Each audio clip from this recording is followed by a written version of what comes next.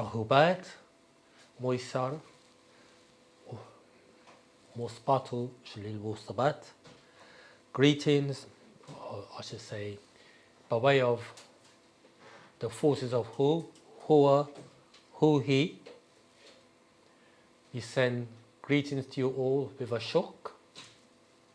I am Haptui Re Atam Hatab, Dion Budin Rohubat. We send greetings to you all with a shuk, divine unconditional love. I am Haptui Re Atam Hatab, one of the many student teachers of the master teacher,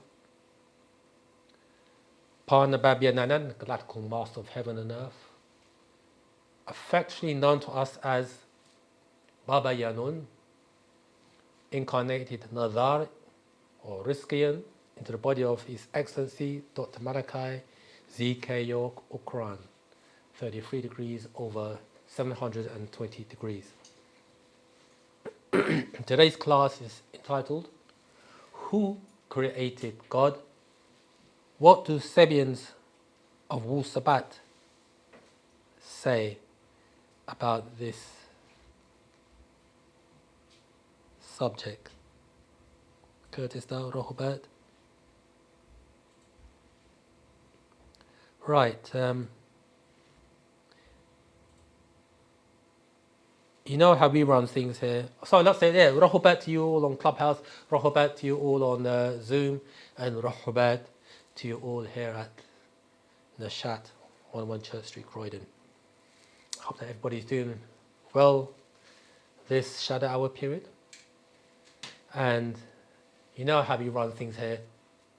Did I say who I am? Hapti Ray Atam Hatap? I think I did say it. Well, anyway, Hapti Ray Atam Hatap, if I didn't say it. Anyway, so, yeah, so you know how we run things here. Who created God? Let's put it out there. Anybody? Who created God? Simple question. Any takers?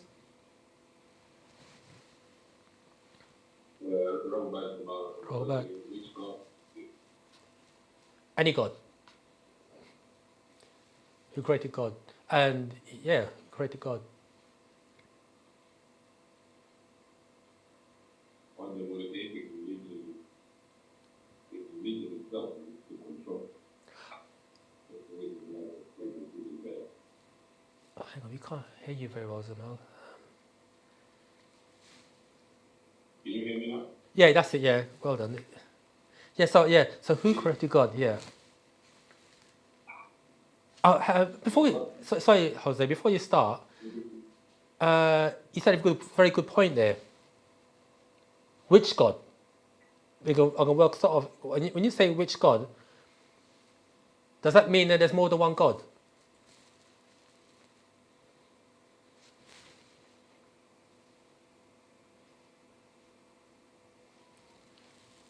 There are many gods out there, depending on the culture, religion, or yeah, I would say culture and religion. There are many gods.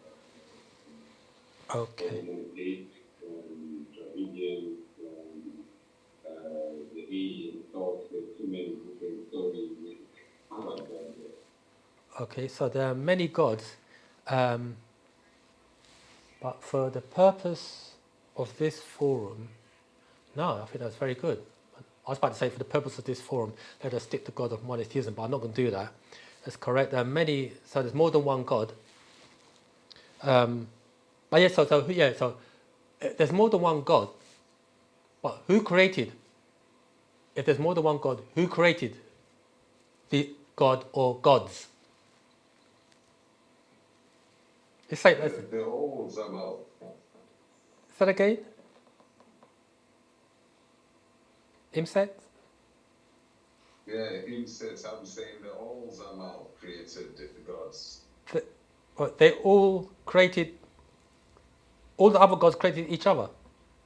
No, I'm saying they're all. Are they all created? Yeah, we're created by the all. The all. Okay, so that's a very good, very good answer.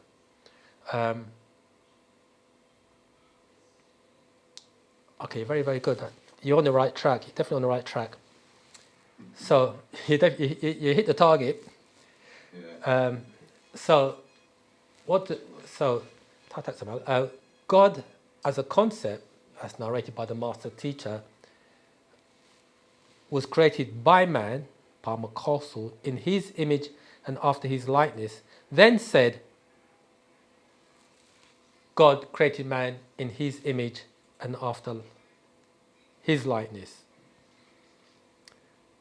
And by saying that, I'm really referring to, let's say, monotheism, by saying that man created God in his image and after his likeness, then switched it around and said God created man in his image and after his likeness, meaning that really it's the Mukasu or the Mu'adamu. If the Mu'adamu is in the image and likeness of God, and to seal it, they then said that the Son of Man, Jesus, is in the image of God and made the Son of Man in their image and after their likeness. What that concept is doing is enforcing race superiority and race inferiority. Follow? For others. Race superiority, enforcing race superiority for themselves and race inferiority for others. So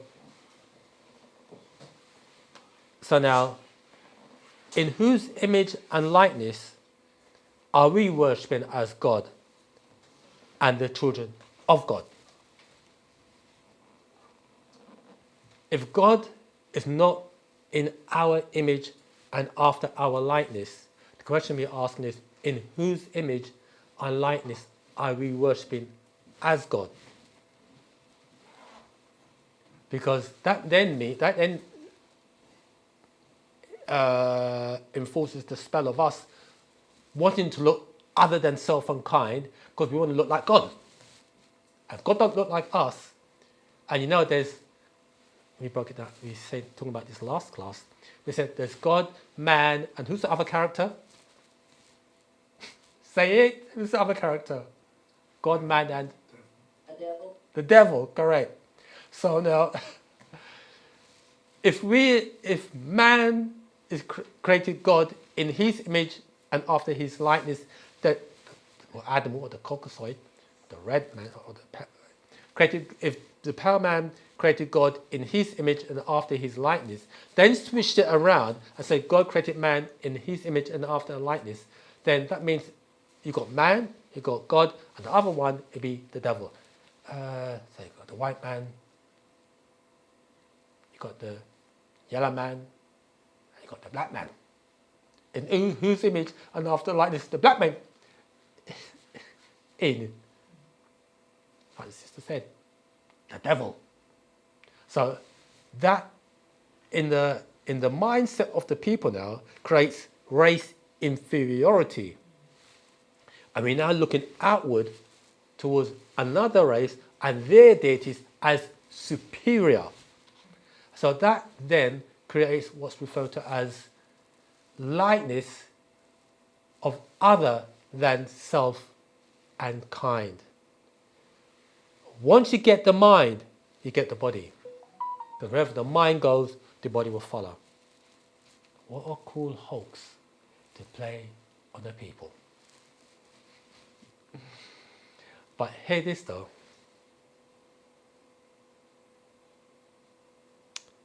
Hear this now. The way to reverse that is to use the same methodology that was used to enforce it. So they changed the 9 to a 6. Now we have to flip the 6 back up to a 9. So we now say we was created in the image and likeness after our deities, or say gods. So they look like us and we look like them. Okay? And that's how the master done. That's what, to break the spell, that's what he's done. He's using the same methodology that they use to enforce the spell. He's using it to reverse the spell. Like the English language, we say that the English language is the devil's language. So what the master does is, okay then, so we use the same English language to break the spell and to seal it, give us our own language. Because once we got our own language, then we'll be able to vibrate on the correct tones, frequencies, and vibrations. Okay? So now, when the question is asked, what I do is when I go to work, I just want to read. Going on Clubhouse here. Curtis Starr, who created God? Curtis Starr, man created God by worshipping other than self. All created all, but only man can worship to create. Only man can worship to create a God. Goddess Keturah, God equals government, G, government, O, ordinance, D, division. Or the government, they're the ones who make the rules, and they're the ones who break the rules that they make. I think that's all over the world, isn't it? Curtis Starr, our parents are our gods. That's a very good one, Curtis Starr. When you say our parents are our gods, it is correct. But if you can, Curtis Starr, if you can elaborate a bit more on that, say our gods, our parents are our gods, because you're correct, our parents are our gods. But if you can elaborate a bit more on that. While I'm waiting for Curtis Scott to come up, I'd just like to say that, I should have said this in the beginning, but this is another installment of classes based on our mystery systems, or the esoteric science of Wu-Sabat. And it's just to get us expanding our consciousness to another level. Okay. So when Curtis Starr says our parents are our gods, our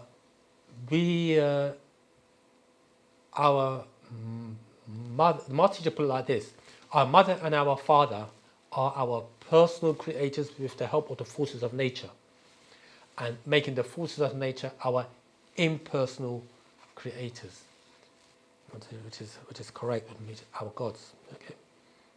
Okay, Zamal, our ancestors going back to the very first is our creator, and we are made in the image of them, 100%. So, Goddess Keturah, God is one who lives by natural law and order. That's correct also. Okay, a question was asked at work, and I said at work, I asked the same questions. Well, what I do when I go to work, I use the guys at work as test subjects. So I asked them this question. Someone said that he was self-created. So if God was self-created, that puts him in creation. So if God was self-created and puts him in creation, then he couldn't be the creation of everything. Is that right or wrong?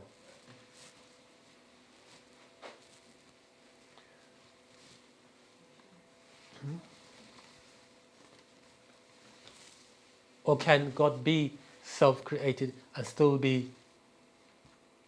Oh, let's put it another way. If God was self-created, created himself, I'm using the word him with all intent and deliberately. If God created himself, what was there before he created himself?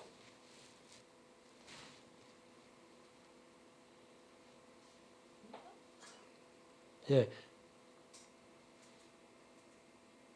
Oh, right. No, God needs a mother.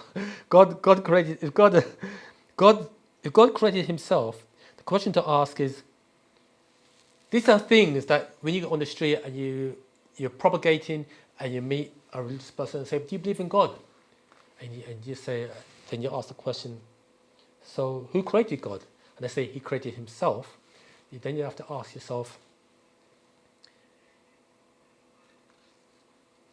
if God created himself, what was there before he created himself? What was there before he created himself? Anybody? Come on, brother. And that was a long walk on a short path, but I was just going to say, and what did he create himself from? yeah. Because if he had to create himself from something or a group of things, then who put those things there for him to create himself from those things? Yeah. And in statism, say that last statement again. If he created himself from a group of things or a thing, then who put those things there for him to use to create himself from? Hear this. Is that a question or the answer to your own It's question? both. It's your answer because you said who. Yeah, who? Who put them things there for him to create himself from? Exactly. Who did it? Who did it? Or who or who he? So when you say who created God, you can say who created God, or who and who he, one of the three creative forces of will. So you see how it's been worded. See? So I just want to go to the. Has anyone got any questions on Zoom or Clubhouse, or on in the chat? Tools and all. Go ahead, Colby. What are the three creative forces of will? Right, the three creative forces of will. Good question. Are who, he. You got seer, and you got hicker. These are the three creative forces of will. I haven't got the black book with me that explains it, goes into depth about that. But these are the three creative forces of will that the master teacher has brought to our attention. Yeah, who he, seer, and hicker. Now, when we to take it to the next level with who he, you got Huhi, okay, and this being who he is from where they got the word Yahweh from, YHWH, and it's like this. If you, or they would say Yod, Hey, Waw, and Hey in the Hebrew. Now the Y, what's it? YHWH. So now the Y is a I sound, and the W is just that. It's a double U or two U's. So you would get, if you're reading it, okay, so you've got YHWH, and the Y is a I, the H remains a H, the W is a double U, two U's, and you've got the H again, or the Yod, or the Hey. So now you get Ihu. Now, if you read that, Ihu, IHUH, from right to left, is how you should be reading, as opposed to left to right in the English, you will get who, he. So this YHWH, or the Yahweh, you can see where it has its origins from ancient Tamare, or the ancient Egyptian mystery systems. The source of all learning on this planet, or what was brought to this planet in Africa, and everybody came to sup from the fount or from the wisdom that poured forth from these hierophants, adepts, and initiates, and went to their respective lands and reconstructed it or reconfigured what they learned and taught to their people. In some cases, what happened was the masters left Tamare and went to other lands to educate the uneducated. The Greeks came in to Tamare, and what they done is they took the teachings, especially of that supreme grand hierophant, the Huti or Tuhuti, and they molded their own character, what they call Hermes Trismegistus, and they called the sacred wisdom of Tahuti, or what we call the Ha teachings. They call it the 7 Hermetic principles, but we know there are 9 doctrines or principles, as it outlines in the sacred wisdom of Tahuti. There are 9 principles. They only were taught, only acknowledge 7. Go ahead, Samantha. By yourself, don't Are those principles anything to do with the levels, like the 9 ether, 7 ether type situation? No, it's got to do with, look at the sacred wisdom, or the 9 principles, or the 7 principles. Look at it as an operating system, you see, as how things come into existence by way of all, and how we are the all in all. And last time we said, we broke down in our Panashad, our affirmation, I'm in the divine love of the all expanded. That whole affirmation is the epitome of our existence in all and as a part of all. That, if you want to know where we stand in all as part of the all, is in that affirmation, Pa Nashad. Sorry for keeping up and down, You know. Sorry. So in terms of them taking only the 7 principles, even though there was 9, Yeah.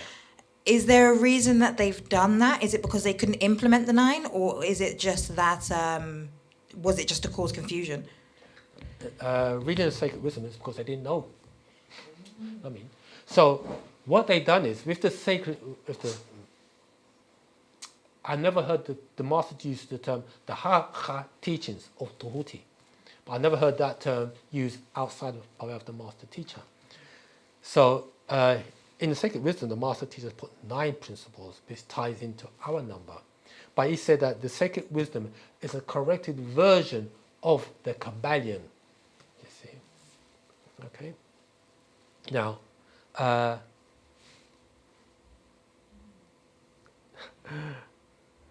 just want to read the all is all. Yeah, I just want to read a few comments from the clubhouse. Goddess Keturah, Khan Ray Rahubat. This is Akar Ra'a Shafafra Rahubat, myself from Houston, Texas.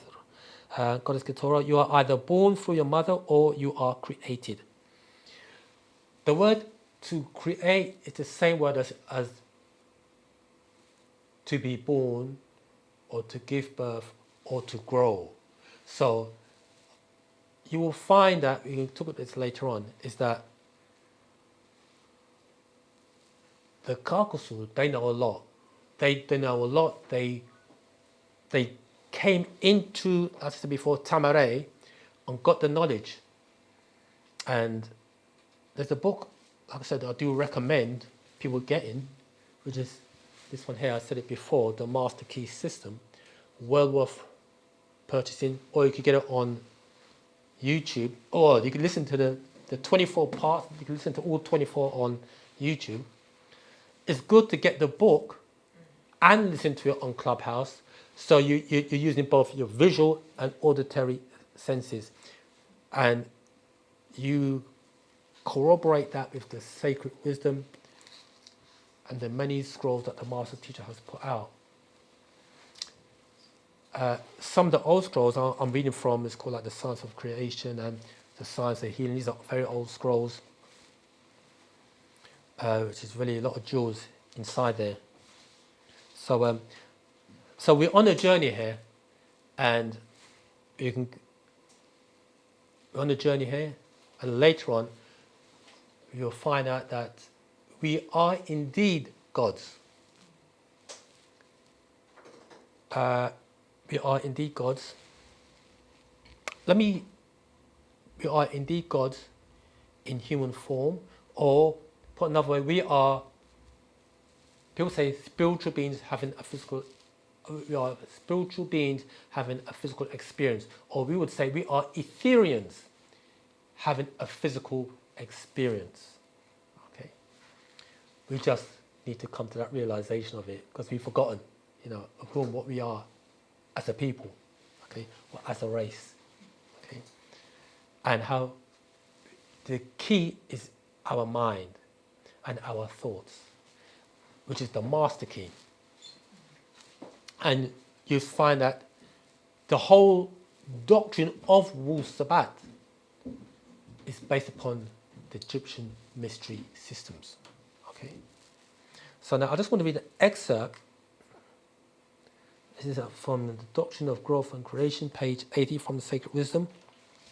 Has anybody got any questions thus far? Yeah. Go ahead, Terry, Huti, Akin. Just maybe just a follow-up on Kobe's question. You mentioned the three creative force of will. Yeah. Just wanted to find out in what state of existence are they? Ethereans. So do we also have disagreeable Ethereans? So not discriminate. Yeah, these are agreeable Ethereans. Yeah. I haven't got the. If someone's got the black book, I haven't got it with me today. It says it in there. The Master Teacher says how the deity, or we say the Nazar Pata, these are the three creative forces of will that constantly accompanies Pata, or he uses the word Ray. You realize that when you're reading that excerpt from the black book, I can't remember what page it could be page, I think it's 273, I haven't got it with me. You'll read that and you begin to realize that Pata is also a ray. And remember that there are trillions of rays, because ray just means sun, but not physical sun, but etheric sun. So there are trillions, or another word for sun is stars. So a sun is a star, and the stars are suns, and there are trillions of stars and trillions of rays. The Master just has brought to our attention four of them. Anun Raye, Atum Raye, Atun Raye, and Amun Raye. And each of those rays exhibit different principles. Follow? Okay. And ray itself is an order. In the Sumerian, they would use the term Anu as the heavenly one. But Anu is not the name of that individual, it is the seat that that individual holds. You get that? So when you're reading the older scrolls from the Master and you use the word Anu, or you may use the word Ilion El, you have to acknowledge that it's just a title. It's not the name of the individual. Because once you know the name of the individual, then you can call upon that individual for your empowerment. It's like the difference. Is it like the difference between calling someone like sister, and instead of calling them sister, you call them the actual sister's name, like Miriam kind of thing. Yeah. So instead of saying, sis, can you help me with something, you'd say, Miriam, can you help me with something? And acknowledging the name would make it more significant. That's right. That's 100% right. That's it, yeah. So in Miss Batia, like say we've got the 99 deities. I'm using them as an example. Within those 99 names of Panatharu, you are, by way of the tones, frequencies, and vibrations, you are activating those full centers that's within you. That's within each and every one of us. But there's more to it than that. Since you're on that subject, because we teach a lot of information, we give a lot of information in our classes, but you listen carefully, we don't really give practical examples. We give the science, but not the art. So we need the art's application. What can we do to activate those forces within us, apart from chanting? And the secret lies in our breathing and in knowing how to breathe correctly. First of all, the reason why we say the secret lies in our breathing, I get away from the topic, but because the question was asked, I'm going to answer it like this. I want to do this part later on in the class, but hey, that's how it goes. Right. The master, you've got the breath scroll. Yeah, the breath. You've got the breath scroll there. I've got the old one. You've got the breath scroll. It teaches us about how to breathe correctly, what we call Smay breathing. The first stage of Smay breathing is breathing through the nose and you expand the diaphragm. Then you lift up the chest and you lift up the shoulders and the ribcage. Then you exhale through the mouth. Okay, that's they call it the 3 sections in one, the 3 in 1. However, if you cannot remember all that, the important thing to do is to breathe in through the nose and you tighten the abdominals and your lower back. You're breathing through the nose, and as you're breathing in, you tighten the abdominal region and your lower back. And then you exhale, you hold it for a little while, and you exhale slowly. But as you're exhaling, maintain that tightness around your back, your lower back, and your abs. It feels strange. You maintain that tightness. You breathe in again, and you tighten it even more. The lower abs, or the abdominal region, and the lower back. Make that area tight. Hold it for a few seconds. Then you exhale. Your abdominal region is your seat of power, or the saham, or the area just below, which is the region of the solar plex and below. Okay, that's your seat of power. Now, what the breathing does is, apart from you breathing in and breathing out, give you life. What the breathing does is, by doing that, it slows down your brainwave frequencies. Because right now, we are operating on the waking state, they call it beta, the beta brainwave frequencies, which is about, roughly, I think it's about 21 cycles per second. And as you breathe in that manner, your brainwave cycles begins to drop down, I think between 14 and 21 cycles. They call it drops down to the alpha level. Don't quote me on the figures. It drops down to the alpha level. That alpha level is the state that you begin to drop down as you begin to feel drowsy. You begin to drop down to that alpha level. That alpha level is when you reach that state of alpha level, and even deeper levels, theta, delta, and gamma. When you drop down to the alpha level, you're using, let's say, your secondary set of senses. Your perception heightens. Well, to me, breathing is the best way. Once you do that, once you achieve that state and you're able to feel it, then you start your visualization, your meditation, your concentration exercises. Then you start your chanting, because you are enhancing or you are magnifying the chants. You're magnifying it. It's becoming what they term exponential. Okay? You want to say something about that?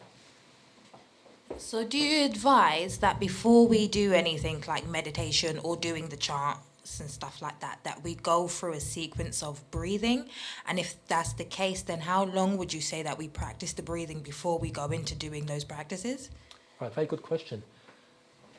It doesn't take that long. But it doesn't take that long. The more you do it, it's more beneficial. It's beneficial. And remember that you not only call upon the 99 names when you do this principle or these techniques, you also call upon your ancestors as well. Now, how long you do it, I won't give a time frame, but you can do it to the point. There comes a point whereby you don't need to do that. You just think of it at the speed of thought, and you're there. Another way of entering the alpha level is by daydreaming, just staring. You're there. But with breathing, it's just you become conscious.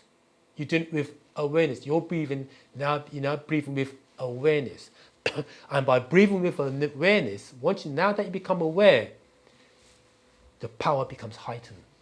You know what I mean? And now you begin activating what they call the sympathetic nervous system with awareness, and the cerebral spinal system with all these different systems, nervous systems. You now activate them with awareness.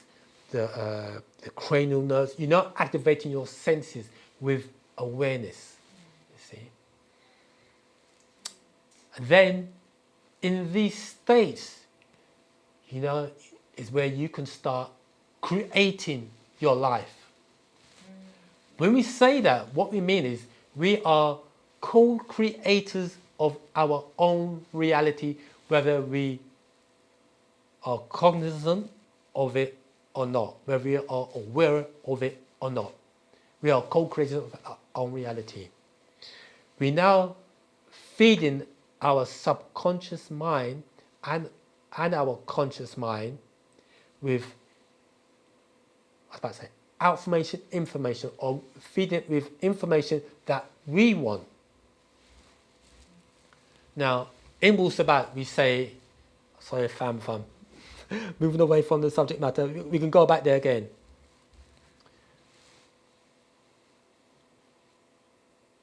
In Wu-Sabat, we say we don't have a belief system. It's either we say once you know something, you don't no need to believe it. But here it is. We have to flip that around. We have to have an understanding of the invisible world and how what is visible is first invisible. Things start off in the world of darkness and gets birthed into the world of light. That's how it starts. But you cannot see the world of darkness. So you've got to use your powers of imagination and visualize in your mind's eye. Here it is. Your mind's eye. You've got to use your mind's eye to visualize what you want from the mental realm.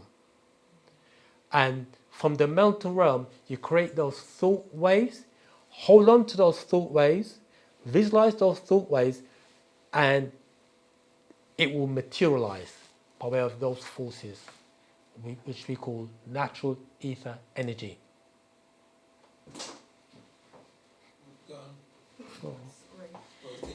What you're saying, that sounds like daydreaming. Is that similar to daydreaming, or is that more conscious than daydreaming? Right.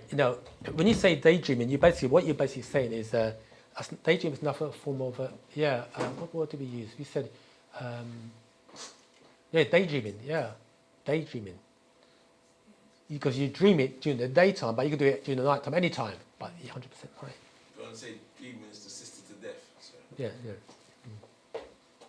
As long as they say dreaming is assisted to death or sleep is assisted to death. Yeah, that's right. So in terms of being in a dead state, you're not in a awake state because you're aware of it. The consciousness is still there. That's right. That's right. So there are levels of states of existences beyond the physical realm. Okay, and we are use the word dreaming. We are dreaming. That is a real state in itself. You see, and in actuality, when we've gone to sleep and we're dreaming, that is a heightened state of awareness. You see, but we just need to become aware of it, and we can program ourselves before we go to sleep. Okay, that's why it's recommended that, as they always say, that if you want to program yourself, the two best times to do it is when you're about to go to sleep and when you wake up, because that's when you are at your most heightened.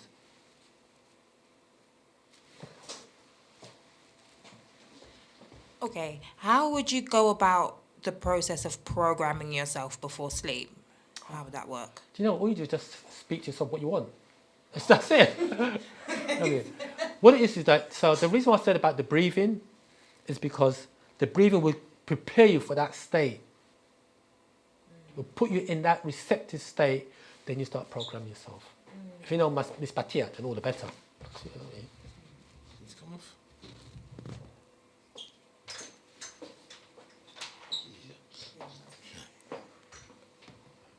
What if you have sleeping problems, like sleep apnea?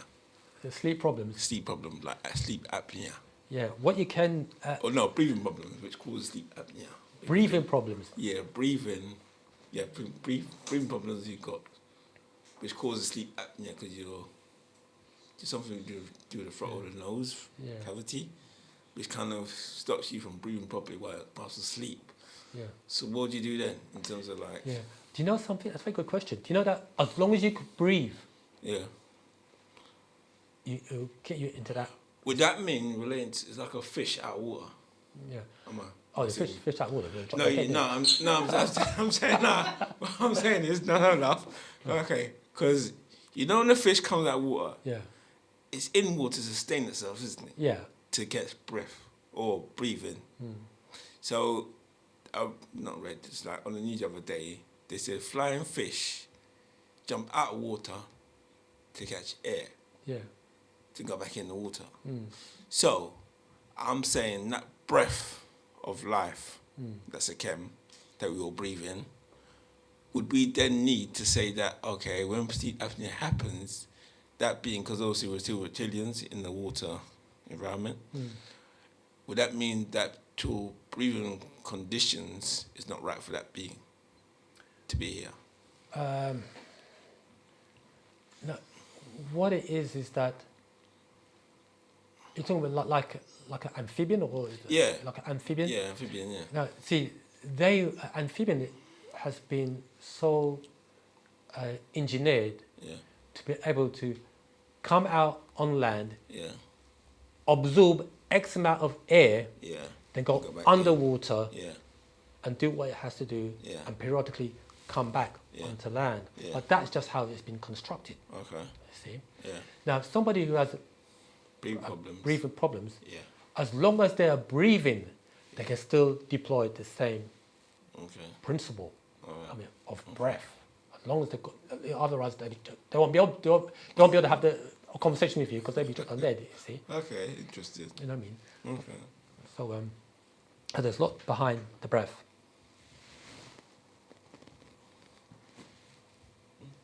Right.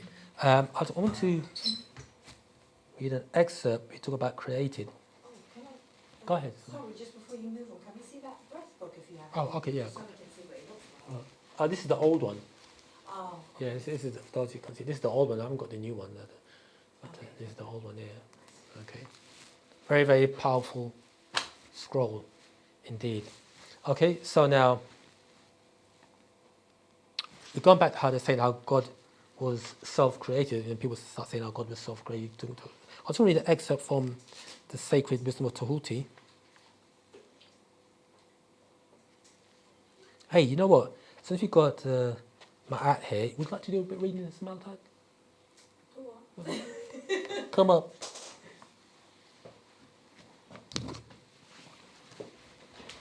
Just read from page 80. There's a matter here. Just give me a bit of reading. I'm going to take all the paper rubbish from here. If you read from that excerpt there to there. Thank you. Read it nice and slow. Okay, so go ahead.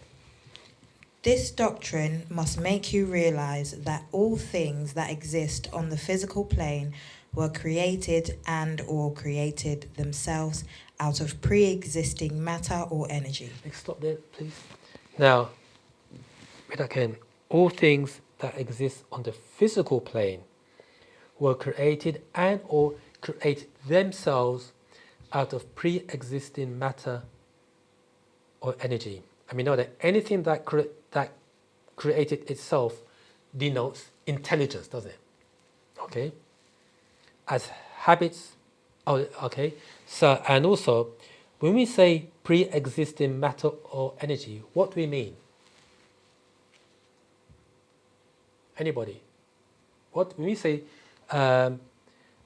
this doctrine must make you realize that all things that exist. Read it again, please, Samantha. And just stop at that point there. Go ahead. This doctrine must make you realize that all things that exist on the physical plane were created and or created themselves out of pre-existing matter or energy. Now, what is pre-existing matter or energy? Anybody? Go ahead. Natural ether energy. What's that? Say that again. Natural ether energy. Natural ether energy. Okay. Anybody else? Oh, okay. So, pre-existing matter or energy. So you're talking about matter or energy. When we say pre-existing, you're talking about anything that's pre or before matter and before energy. So you talk about mental energy, correct? That's what you're talking about. When you say pre-existing matter, you're talking about mental. Okay. Continue reading, please. And the root reality of creation is that the very word in itself merely means to grow. As habits grow, thoughts grow, knowledge grows, illness grows, bacteria grows, the mind grows, but through information channeled from an etheric cord from the mental, the reservoir of intellect, and the source from which the mind is fed intellect. Right, let's go back and let's break that down. Start again, please, Amalta. Anything that... From anything. As habits grow. As habits grow... Stop there. So when we say as habits, we're talking about behaviors grow. When we say grow, we talk about accumulate. So as habits or behaviors accumulate, continue. Thoughts grow. Stop there. Ideas or opinion grow or accumulate. Go ahead. Knowledge grows. We talk about information. Illness grows. Sickness. Bacteria grows. Yeah, well done. Okay, keep on going. The mind grows. But through information channeled from an etheric cord from the mental, the reservoir of intellect, and the source from which the mind is fed intellect. Okay, and from the mind it goes through to the thoughts, and through the thoughts goes in by way of our actions. Okay, continue. Mm-hmm. These are realities, substantial realities, material realities. The universe is a phenomenon of life that grew into existence. Stop. Again, when you say grew into existence, that means that it was birthed into existence, you see. So that means that the universe has intelligence, correct? So not just empty space. They say just empty space. When people say, or when people make reference to the universal mind, what they're actually referring to part what, okay? They're making reference to the... But when they say the universe, we can go on a bit later on that. Keep on going. Don't want to lose anybody at the moment. Go ahead. Nothing in existence can decreate or degrow, or even decline from existing. They are here because they are supposed to be here, by virtue of the fact that they exist and are here. So also the spark that you call the power of God, responsible for creation, grew in the darkness. Thus your God or God concept is also a part of creation and growth, and without that principle or doctrine, your God could not exist. Thus, your God is not merely the creator or a creator, but part of that which is and was created and grew. Okay, continue. Finish off. These are the master keys that unravel the mystery of existence, as all manifest as the all, thus creation and birth. Stop there. So when we say the master key, we know what keys are used for. We said it many times. What's the key do? Lock and unlock doors. So then once the door is, let's say, so but wait, Baba, go ahead. Can open doors? Now the door, no, it locks, the system said it locks and unlocks doors. Who opens the door? Yourself. That's right. So here, what Baba Yananan is saying here is that the master key, read that excerpt about the master key again, please, Malta.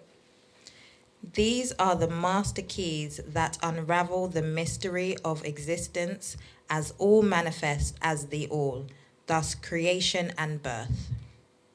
Okay, so, Malta. So, so now, what Baba's saying here is that what we're given here, the master keys that lock and unlock doors, and once the doors are unlocked, it's you that opens the door. When the door is open, there's two things you could do. What are the two things you could do when the door's open? Huh? You can either look through it or walk through it. Great, 100% right. That's put right back. She answered the question. 100% right about that. You can either look through the door or you can walk through the door. You know what I mean? And you know that 100% right, Samantha. I'll give you a pat on the back when I see you. Right? So, but when you walk through the door, you know that you come across another door. And then and you have the master, by that time you would have elevated and have another master key, because the master keys, the plural, and you unlock the doors. But,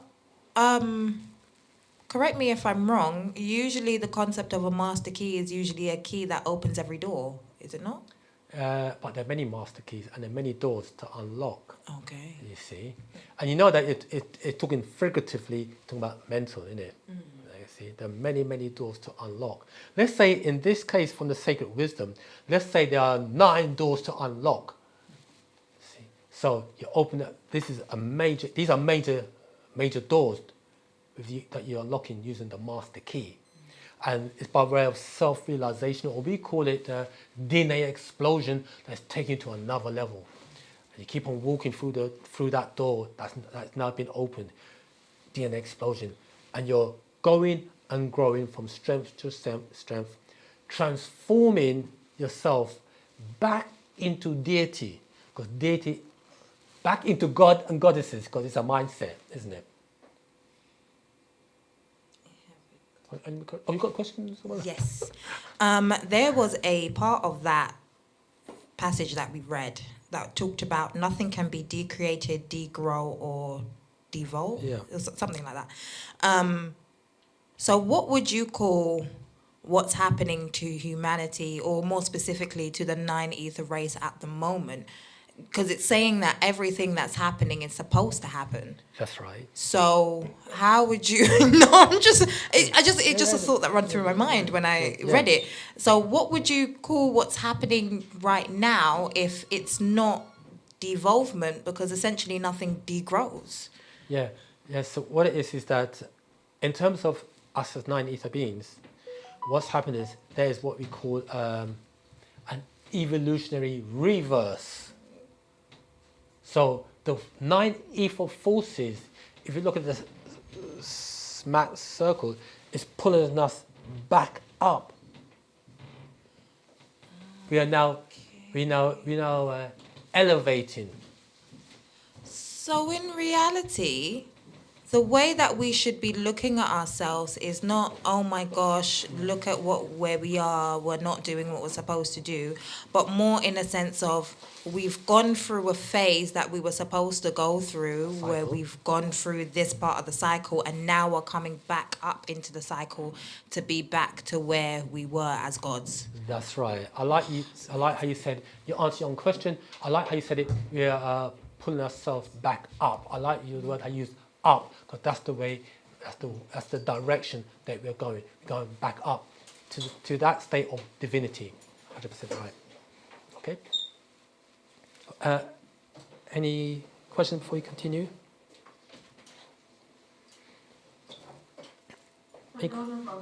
Go ahead. Is that Jackie? Those of us who are looking to go back, to return up, but many of us are not. Is there anything that is happening to the rest, that seems to be deep in sleep?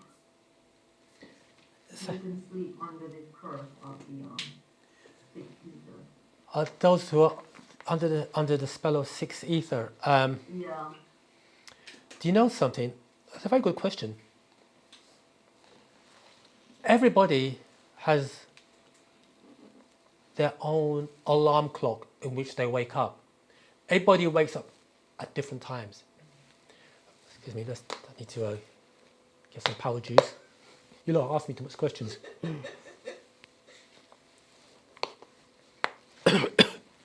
Yeah. Excuse me. We all have our own internal alarm clock. And we all wake up at different times.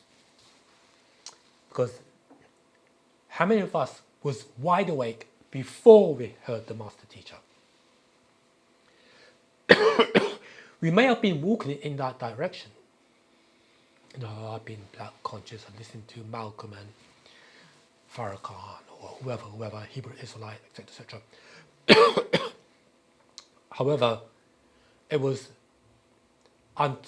until we heard the master's voice that we began to wake up from being under the spell of sixth ether. And I use the word under with all intents and purposes because we was in an understanding state. We was on our backs horizontal, asleep with the blanket covers over our head. And then we were sleeping, and we heard the master's voice, which is like an alarm clock going off. And we begin to wake up, And remember, the hardest step to take is to get that 1 foot out the bed. When you want to go jogging, when you go jogging, and the hardest step, Johnny the first, I want to go jogging, but the hardest step is to get that, once you got that 1 foot out the bed, you know that you're halfway there, you just have half of the body there, bam. Then you make your way downstairs or upstairs or whatever, then you open the door, bam, bam, bam, like Rocky. Somehow. You say awake, yeah, but what's truly awake? Truly, when you say truly awake, Yeah. as a person who's truly awake is when they become aware. As good as the term they use is self-realization. Okay. See, now self-realization entails introspection, or the master teacher puts it like this: making that journey inward and outward. But when you are truly awake, is when you have what's referred as self-realization. Okay. So there'd be a total recall effect. Total recall, you begin 100%, because the master just said it like this: Wu-Sabat or Wu-Sabat is more a remembering tool as it is a learning tool. Because all it is that all the information is pre-encoded within our DNA. You see, all it means is that we just got to know how. We just got to know how to make that link to that mental reservoir, and we open that channel to receive that information. Did we just read that just now on page 80 in the Sacred Wisdom? We did read that excerpt like this. Yeah, here it is. We read it here, page 80 of the Sacred Wisdom. It's got here. Here it is. As habits grow, thoughts grow, knowledge grows, illness grows, bacteria grows, the mind grows, but through information channeled from an etheric cord from the mental, the reservoir of intellect, and the source from which the mind is fed, intellect. So we receive intellect from the mental reservoir, which is, when we say intellect and intellect, we're talking about that knowledge that is outside of this dimension. You see, coming into us by way of that etheric cord. On that note, does that relate to the morphogenic field? In terms of the morphogenic field originating to your ancestors, going back to your DNA and RNA? Yeah, the morphogenetic field is that field where a species is aligned to that ancestral plane, because each race has their own morphogenetic field. Another example is like this. You see how Usain Bolt hit, was it 9.53 100 meters? What's that? Usain Bolt, when he's running, he went yeah, do a yeah, record. yeah. You know, because he done it, Yeah. it's out there in that morphic field, and a Nagaru, female or male, can now match it. Can match it because it's out there. He's done it. He's set the bar, so it's out there in that field. Yeah.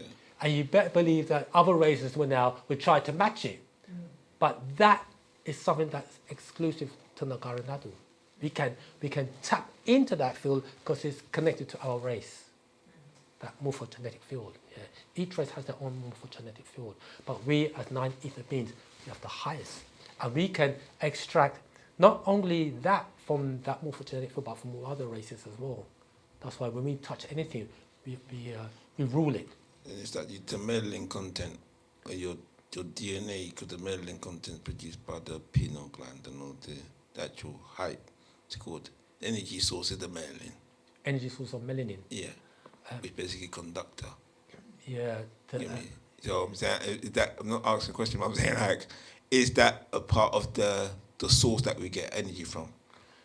Even though the masculine DNA relates to that as well. Do you know, that's a very good question. The thing is that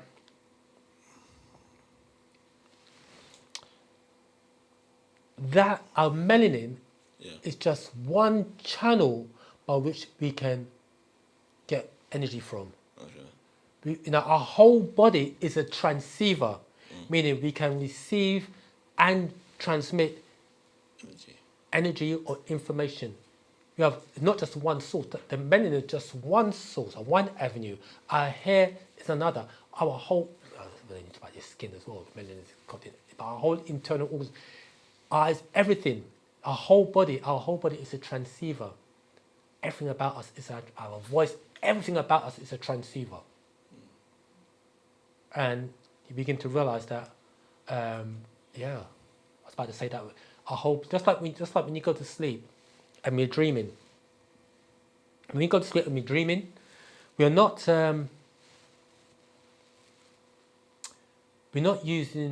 seeing by way of our eyes in a dream state. We're seeing by way of our whole body. Our whole body now becomes a sense, not just one channel. So when we're outside of this physical body, that's how the master teacher says there's only one sense, which is really perception. How we perceive things. And you don't perceive just with your ears or your eyes or your mouth or what we see, hear, taste, touch and smell. Our whole body is a perceiver. I just sense something about that dude. I don't know what it is. I just don't like because I don't talk about that dude. I just don't like. What's you? No, there's something about that, because your whole body is, the dude's giving off a vibe. You know what I mean? I like that, brother. I mean, something about, something about, I can't put my finger about, yeah, he's different, there's something talk, isn't there? This man the man has called up the room. There's something, man's got dark cloud over him. So, yeah.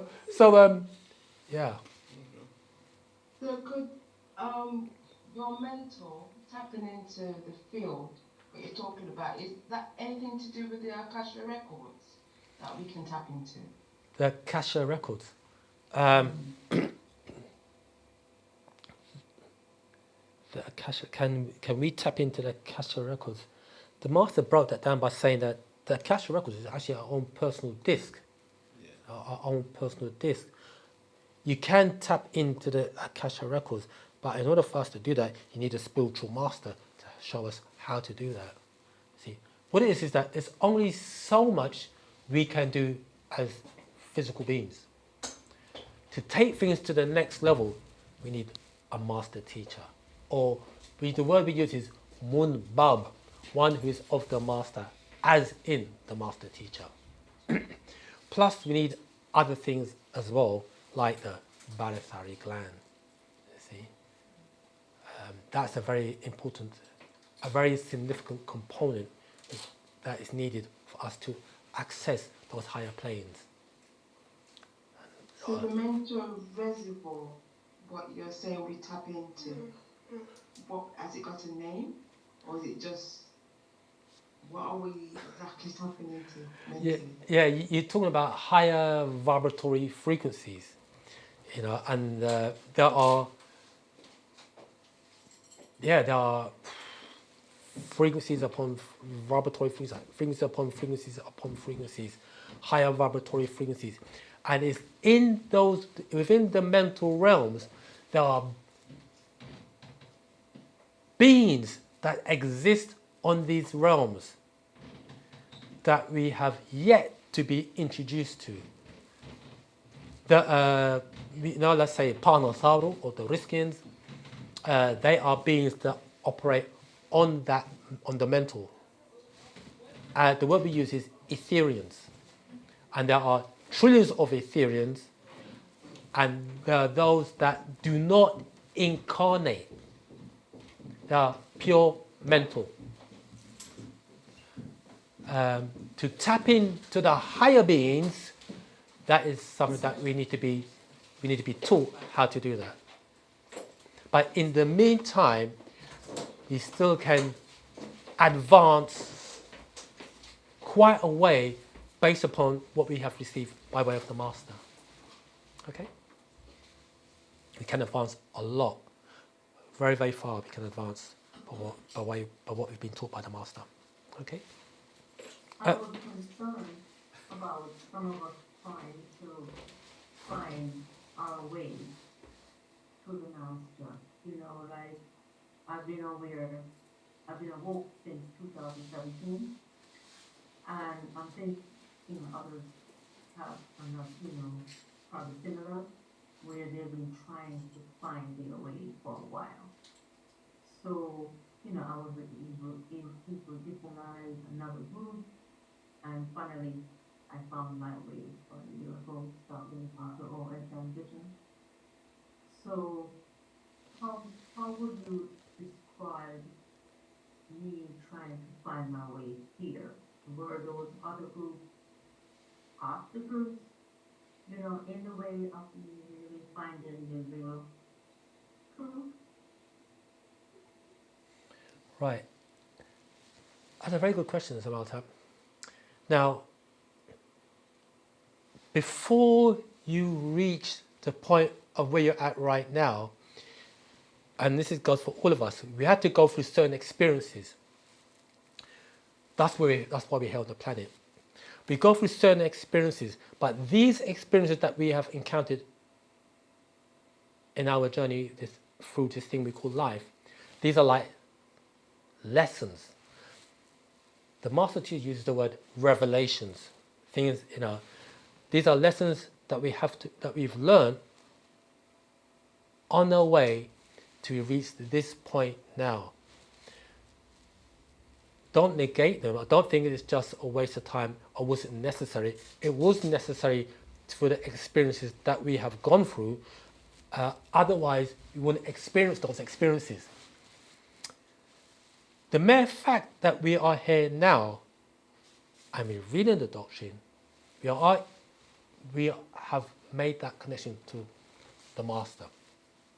The mere fact, we may not, I know many of us have never seen the Master, haven't been fortunate enough to see the Master, but nonetheless, we have made that connection to the Master by mere fact or by mere reason that we are here. It's touched us in some way, shape, or form. Okay, so we all are very, very fortunate. Okay, I hope that helped you, Zamalta, Jackie. Yes, thank you. Okay, the more you keep on Wu-Sabat, the more you keep on Wu-Sabat, on the word we use is patarak, the way. The more you keep on the way, the stronger being you will become. Each step that we take whilst on Wu-Sabat is strengthening us. Each step. Now,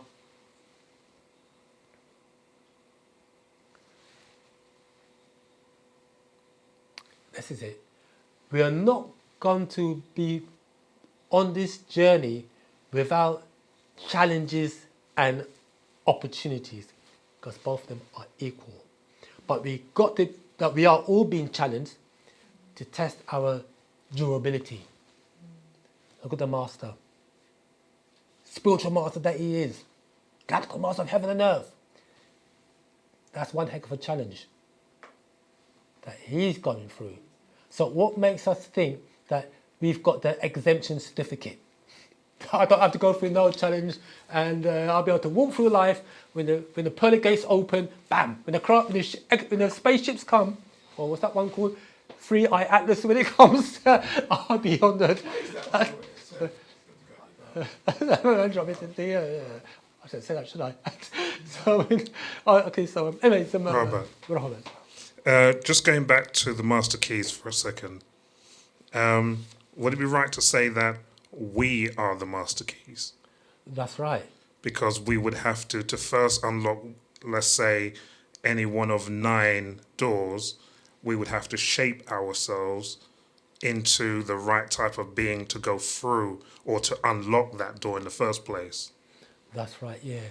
We call it mental transmutation. In the sacred wisdom, they refer to it as mental transmutation.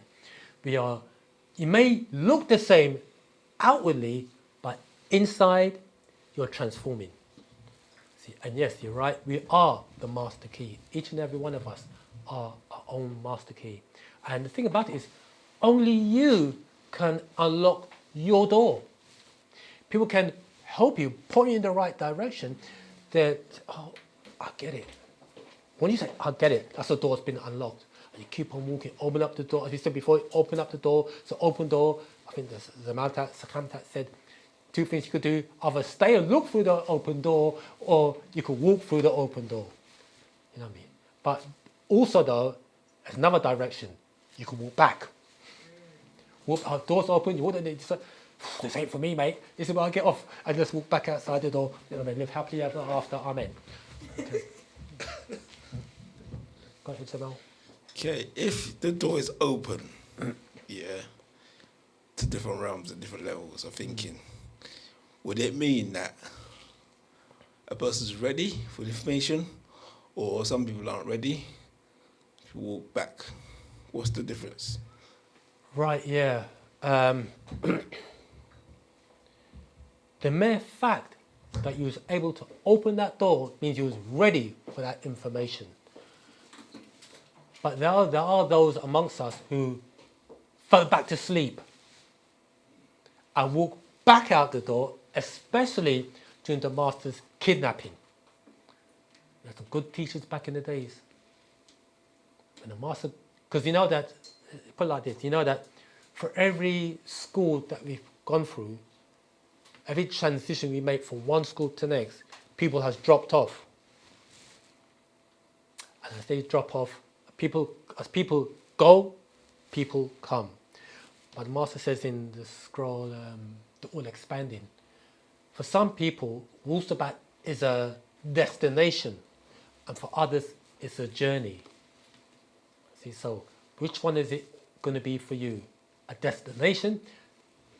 I'll get off at this station, and for others, it's a journey, and they'll just keep on walking, or keep on going and growing from strength to strength.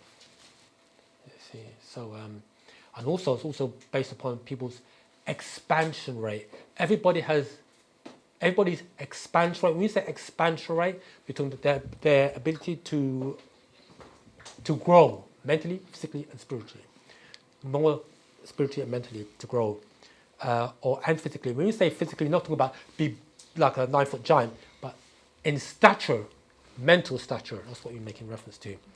And everybody's expansion rate is different. In terms of spiritual aspects of it, because some people say spiritual, but some people get the wrong interpretation of spiritual. Yeah. So what would be the best interpretation of the word spiritual to realign ourselves back to who we were used to be? Yeah. Because some people might say, even culture, the word culture, Yeah. might say Jesus, chicken and rice in church. Yeah. That's culture. Yeah. Now. Yeah. But in terms of interpretation of culture, it's not that interpretation. Do you understand what I'm saying? Yeah.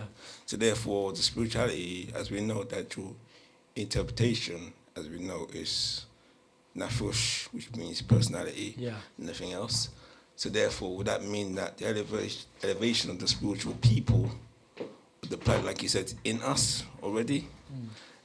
Would it mean that people who are spiritual naturally flow in a kind of reservoir thing? I'm kind of using thought frame. I'm saying like in terms of actual mental thought or pattern, because some people say spiritual and spiritual. Yeah. Everybody. It sounds nice, but what is it exactly? Yeah. I don't really like to use that word spiritual because it has a religious connotation to it. If I had to use the term, I would say it's that individual or individuals making connection to the divine. The divine is within inside of us. The Master said it, I think it's the right knowledge scroll going back years. He said that the greatest of sin is to look for God outside of self, because the divine is within each and every one of us. You see, and not everybody. He said something also is that some people have a natural propensity to gravitate towards the esoteric side or the inner journey of Wu-Sabat. They are more inclined to do chanting and prayer and whatever, spiritual aerobics, as the Master Teacher puts it, you know what I mean? And the others, they're just not into it. It doesn't mean that the person who's into the chanting and the person who's not makes them any less. It's just what they gravitate to. Not everybody is into exercising, even though we all know that it's good to exercise, but some people are just not into it. You know what I mean? But when they get broke up and then they're looking for herb this and herb that. So that's the reality of it. Even though we know that, okay, I may not into doing CrossFit or whatever, but at least do some walking, you know what I mean? Do something, at least do something for your health, your health benefit. But hear this though, come to you some more time. Hear this though, as the saying, the Master Teacher says, once you have right knowledge, you can't play, what's he say? I think it says it's in the, what scroll, one of the scrolls there. Is it natural ether energy? I think it's natural ether energy. He says the thing, you can't play innocent, that's it. You can't play innocent due to ignorance. I didn't know. Because now that we know, we now become accountable. Is it in here? He said, now that we know, we cannot. we cannot claim innocence due to ignorance. Let's see if I can find it. But anyway, that's what he said. Anyway, I can't find the actual quote. It could be the other scroll called the proof. Could be in the proof. But I said that if we can't play innocent due to ignorance, now that we know. That's what he said. Or let's put it like this: the more educated we become, the less excuses we can make. That's what it is. I mean, you can't say, I didn't know. The person who doesn't know, then he's got an excuse. But when we know, oh, may God have mercy on your souls. Okay. Any questions thus far? Yes. Oh, Samantha. Robert, sorry, is that Peter? Go ahead, Samantha. Oh, Peter, yeah, go ahead, Peter. Can you please, I know what's going to happen in 5 years' time, but those who don't know, who are on a clubhouse today, can you please explain what's going to happen in 5 years' time, please? Tower attack. All right, let me just, I just want to read an excerpt from the Holy Tablets. This is at the back. Yeah, the Master teacher, in the back of the Holy Tablets, the Master talks about the 7 thunders or the 7 plagues. And this is the 6th thunder. This is very appropriate because we're now talking about this 3-eye atlas thing, innit? Oumuamua and something, the other one. This is what he says here. Remember, this is written in, was it 96? 1995? Yeah, this is the Holy Tablets. This is the 6th thunder. The 7 thunders, this is the 6th one. Changes occur. The star people return. What star people are these talking about? Sabians, yeah. That's right. Because what does Sabian mean? Stars. Okay, less said, the better. No, the Bible just said it. The star people return. Signs in the skies. What signs in the skies is the Master talking about? Meteorites. Okay, new planets, new galaxies, meteorite storms, climatic alterations, all this global warming, spiritual revivals, presence of divine, disregard and respect for present world governments, leadership, politics. All that's happening right now as we speak, even here in the UK. 7 thunders, end of the world as you know it, year 2030. Now, when the Master says end of the world, it's not talk about the planet is going to self-explode. What's he talking about when he says the end of the world? The end of a cycle. Yeah, spelled in the doctrines of 6E4. That's right. The end of an era. Those who study astrology know that we are in the age of Aquarius. We came out of the age of Pisces, so we're in the age of Aquarius. In Wu-Sabat, what age do we call this? Or what cycle do we call this? Sun cycle. Correct, the sun cycle. Okay, but we are in the age of Ptah, as the Master teacher puts it. We are in the age of Ptah, the opener. Okay, so there are these. It's not like on January the 1st, 2030, stuff's going to kick off. You know what I mean? Not like in a football match, you know things are going to happen, bam. You know, because your man lost a boxing match, people kick off, you know what I mean? No, it's things that is happening right in front of our eyes. Change is happening right in front of our eyes. It's a matter of whether we're going to align ourselves with those 9 etheric forces or not. So, somehow, Peter, things are unfolding as we speak. He's saying that by the year 2030, carcasses as we know them, Adamites, they won't be on the planet. No, all white people, because there's a lot of mixing in that has occurred. And the master says that the Kakasu, they know that they've been taught by their overlords that in order for them to be walking on this planet Earth, they have to mix in with the Nagaru. Really, it's talking about the Kakasu females have to mix in with the black male, because the Kakasu males, life is perpetuated by way of the female of all races. You see, not by the male, because it's the females that give birth, not the male. You see, so for the male Kakasu, they would die off rapidly. The Kakasu female, in order for her to walk the planet Earth, she's got to mix in with a Nagaru. So she elevates to a 9 ether in Kakasu flesh. I was just doing Clubhouse a class early this morning, this afternoon.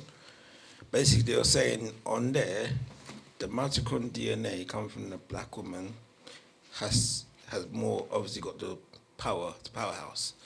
In terms of that scenario, they said basically on that, the black man mixes with the Caucasian woman, even though the woman has the mitochondria, it's not potent as a black woman. That's right. So therefore, when they mix in, the DNA kind of like, what's it called? Dilutes itself. So therefore, when it's mixed in, your powerhouse, I mean, obviously, mulatto has been born and stuff. So therefore, they said that's why Doc was saying go back to Africa and mix in with the DNA, because basically the half souls of the West and the pure souls of Africa would have to then basically mix in together to breed that new race or that new. In saying that now, all this mixing and the DNA and the COVID thing, have the extraterrestrials got another plan to like come bring another disease to therefore mix up of scenario going on? As in, you say the extraterrestrials, you're talking about our... Yeah. The master said it like this. Is it back in here? Not to use the energy. Where he says, see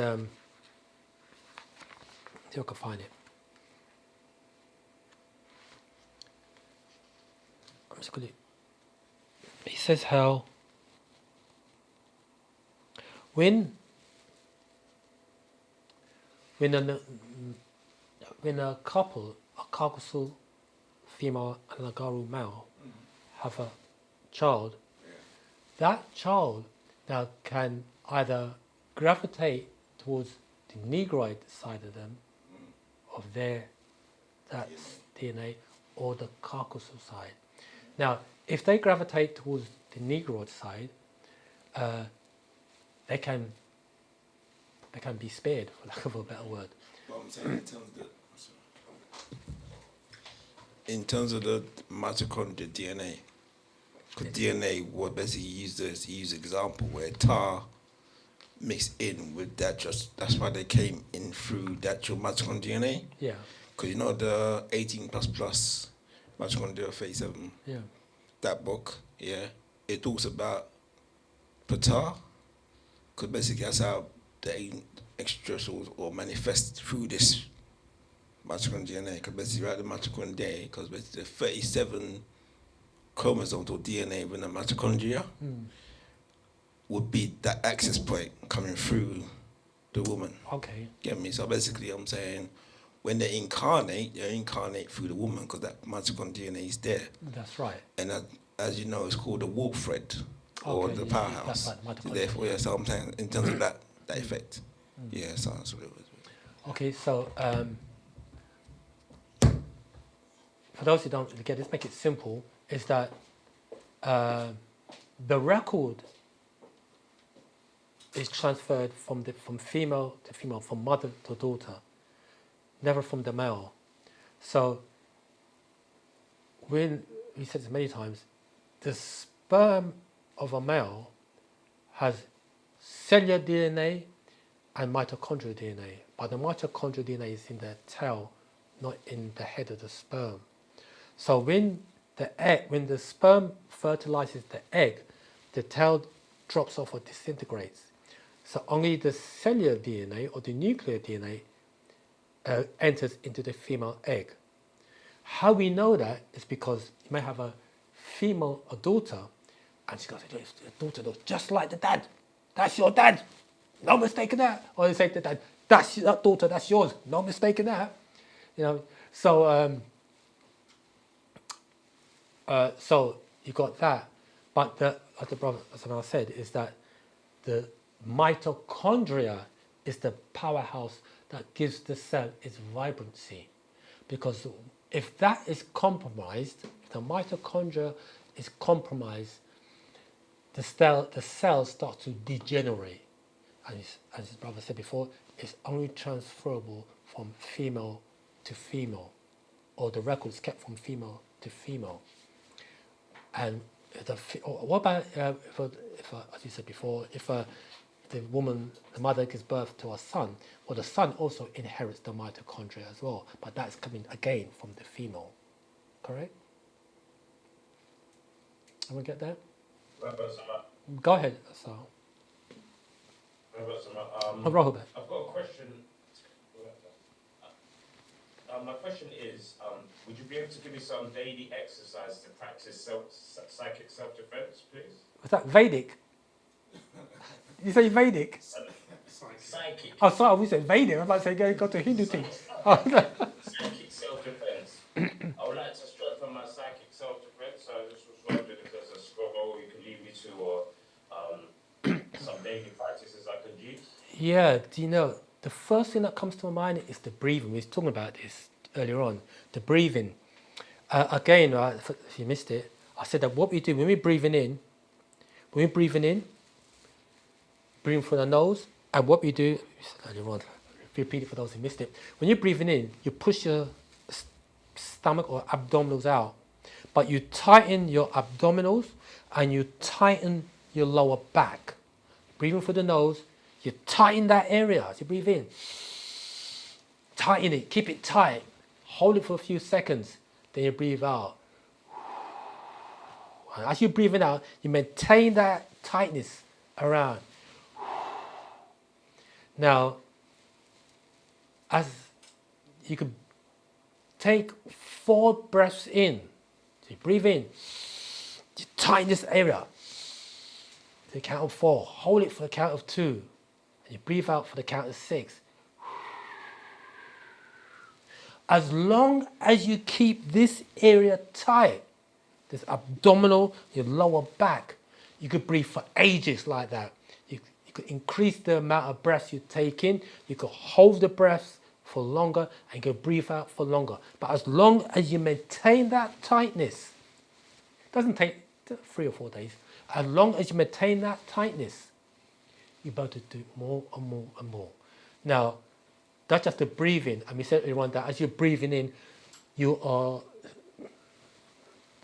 you're lowering your brainwave frequency.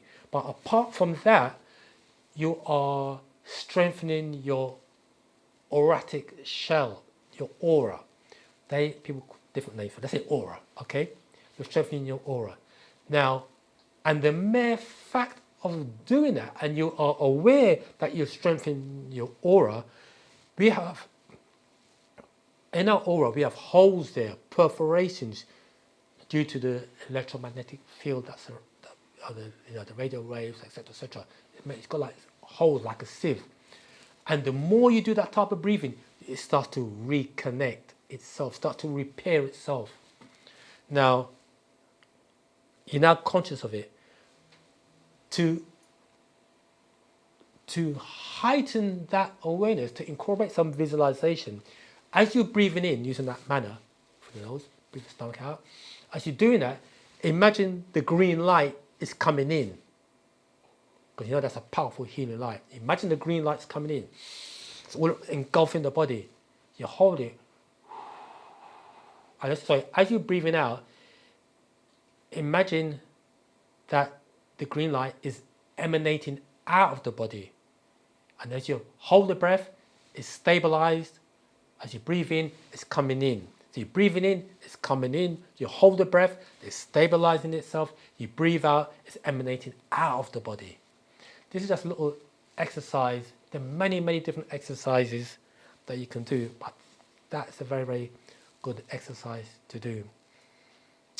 Yeah. I know you referred to the green light. I know the green light when in the Holy Tablet days was coming from, is it Melchizedek? Am I correct? That's right, yeah. So where would the green light be coming from now? Oh, the same guy. And would it be Yanun? Yeah. Remember, right? When you say Melchizedek, that's just the religious terminology. Yes, yes. You know, and in Tamil that would be Yanun, or that would be the Hutwi. Yeah. Okay. Or beings of that order, beings of the green light. You see. Sure. That's right. Yeah. Okay. Okay. You're welcome, Sabat. Right, yeah. Green is for your heart. Different. Green. It says. The guy said root, kaya. It also cleans your chakras. The green is for your heart. White is the crown. Golden light. Okay. There's a lot in colors. There's a lot in breath. Yeah. Right. Any more questions before we continue? No more questions? So you continue? You want to say something, Samantha? Someone's pointing to you. Everyone's, oh, yeah. Yeah, I oh, remember yeah. what it was. Yeah. Sorry, it's because I couldn't remember the question. Yeah, so I wanted to talk a bit more about that transformation thing. I wanted kind of like, I guess it's like a question. I kind of want your advice in reference to how you would go about your transformation journey, in the sense of with every journey you go into, you're always going to face obstacles and things like that. Yeah. And it's nice, the idea of saying, like, just go for it. But, like, if an obstacle is in your way, like, reality speaking, obstacles in your way, if you just go for it, you crash. Yeah. Right? So some people will take a U-turn and go the other way and be like, okay, I'll deal with this later. Some people will figure out on the spot how to maneuver around that obstacle. Some people will just stop where they are and be like, I'm not going to crash. I'm just going to stop where I am. Because I find that in life, whenever you're about to do something, it's almost like the universe, the world, everything around you starts to test, are you really sure that you're going to do it? So it's like you're about to do something and then everything goes wrong at once. Also, how do we go about that, in the sense of, are we supposed to continue to express gratitude for that situation? Or is it okay to turn around to the ancestors in the universe and go, do you know what? I understand that I did ask for the transformation, but this is very much overwhelming in me right now, especially because we spoke about before that if a door is open, it means that we were ready to receive that information. That's right. So how would we go about that? What's your perspective of that, going through that journey? What would you do? Yeah. Right. Very good question. Do you know that we all experience challenges and opportunities, both are equally balanced. And as we are traveling on our journey towards elevation, we would encounter challenges. These challenges is really to fortify or to strengthen our being, and also to see what are we going to do in this situation. Now,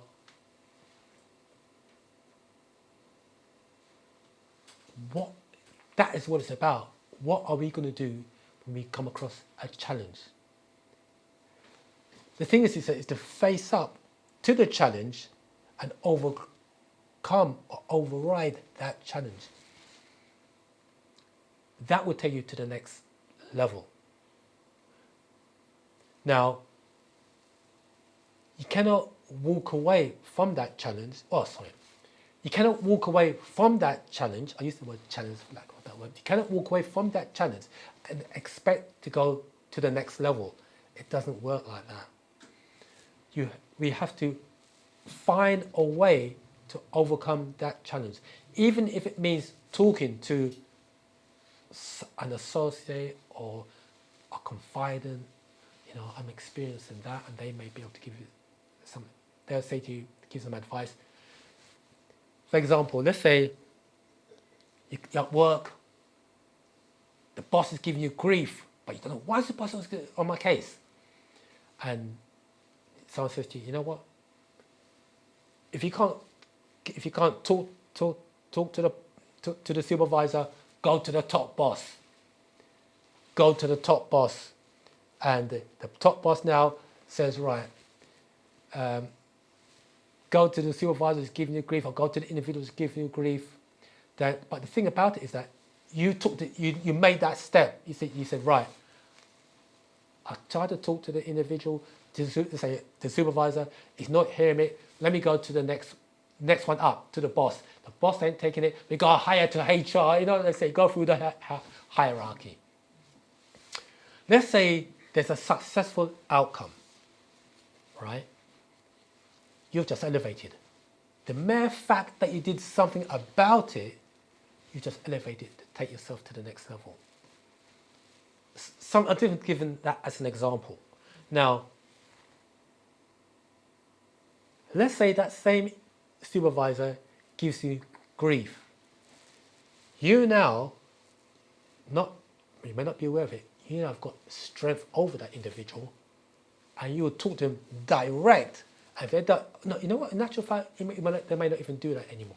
The mere fact that I'm talking from experience, that they will change towards you how they act towards you.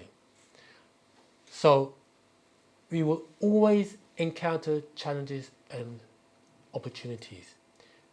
And for every time you move up to the next level, you will encounter challenges. You will also encounter opportunities. That everything is balanced.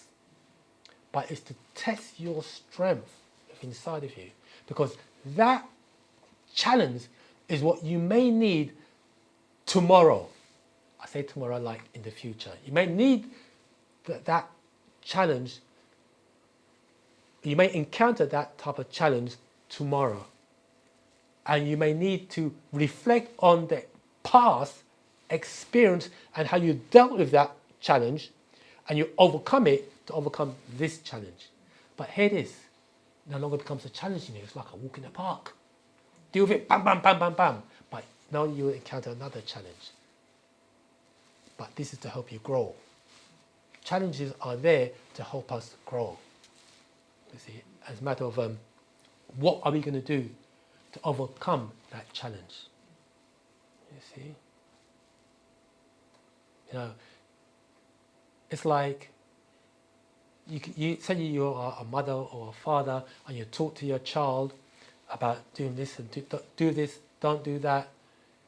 The mere fact that you told them, they cannot say later in life, I wish my mother and or father told me. What they can say is, I wish I listened. You know what I mean? But again, you may tell your child, do this, do that, and they don't listen.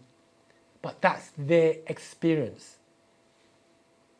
Sometimes you have to allow the child to go through the experience. You know what I mean? That's their experience. So, did that help Samantha? So now you know what to do in the master. You know what the master. This is what the master said. It's what the master said. The best way to deal with it is to deal with it. That's it. It's, you know, it happens to me at work. But you know what? To strengthen yourself, you've got to deal with it. There and then. Do not allow 24 hours to pass. Deal with it as it happens. Deal with it. Do not go home and say, oh, I didn't like that guy. This sister in work, and you go to sleep. You're sleeping, blah blah blah.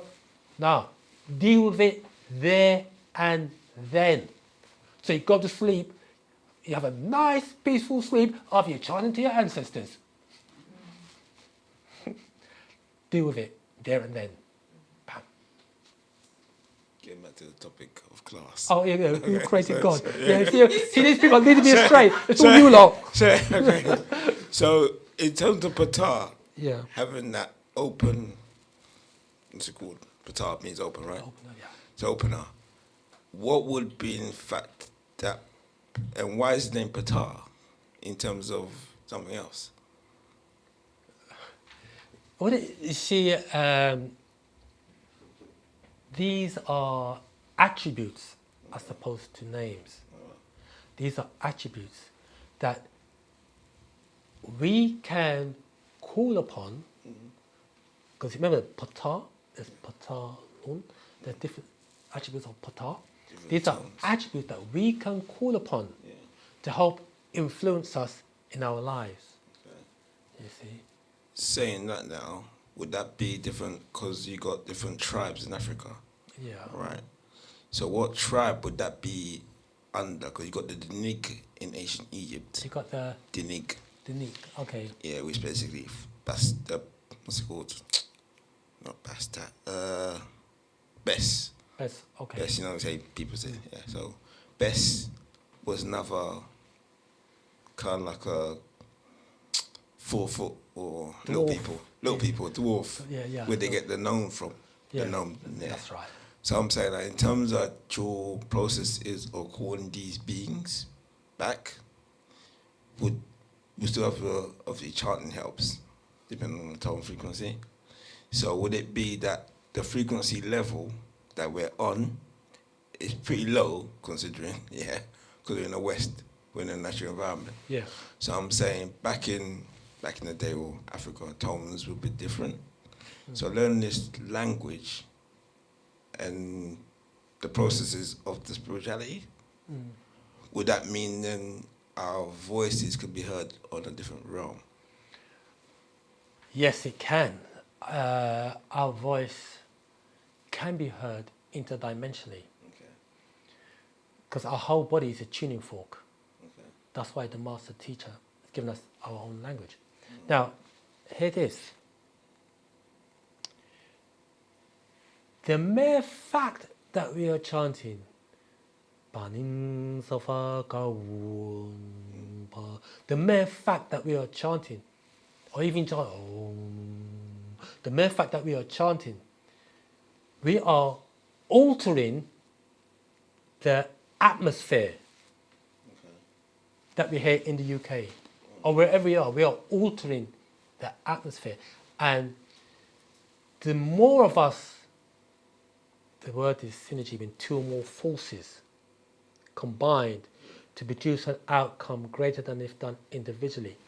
The two or more of us chanting, even like Om, you know, it's Om, Om, Om.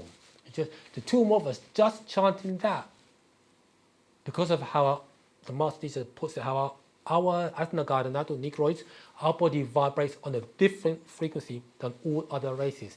Each race's body tone is different. For us, it's FAC, correct? Yeah. Now, on that note, so with all of us chanting, we will change the atmosphere, or the tones, frequencies, and vibration of the atmosphere that we are under, so that those energetic forces will work through us, in us, and around us, to our advantage. You see. So just like, sorry to go off the topic slightly, but it's like in, what's it called, Star Wars, when they use the midichlorians in the blood. I don't know about that movie. No, what's the movie? Okay, what's the movie again? Okay. They call it midichlorians, but you call it ether. Okay. Yeah, so that's the word they used it for. So therefore, in that blood, or midichlorians, or ether, in your blood, that kind of what's it called, attracts the energy, as it were. That's right. Ether energy. You got the book there. Yeah, basically. Yeah. So on that level, that transference, in the morphogenetic field, will kind of enhance us on this realm. That's right. Yeah, okay, cool. Right. That's right. Yeah. So that's it. The book. It's my favourite book as well. Tones, frequencies, and vibrations. So actually, fact number 18. Tone, sound, DNA molecules, vibrational frequency. Tone, frequencies, and vibration. One of my favourite scrolls. The master teacher explains it so succinctly. Let me just find the quote.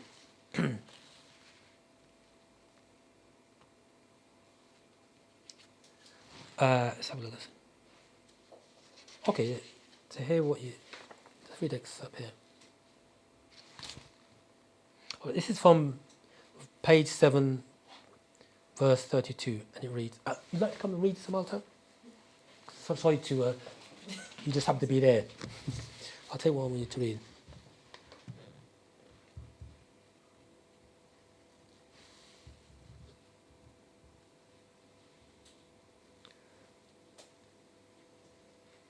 Okay, if you read from verse 32 to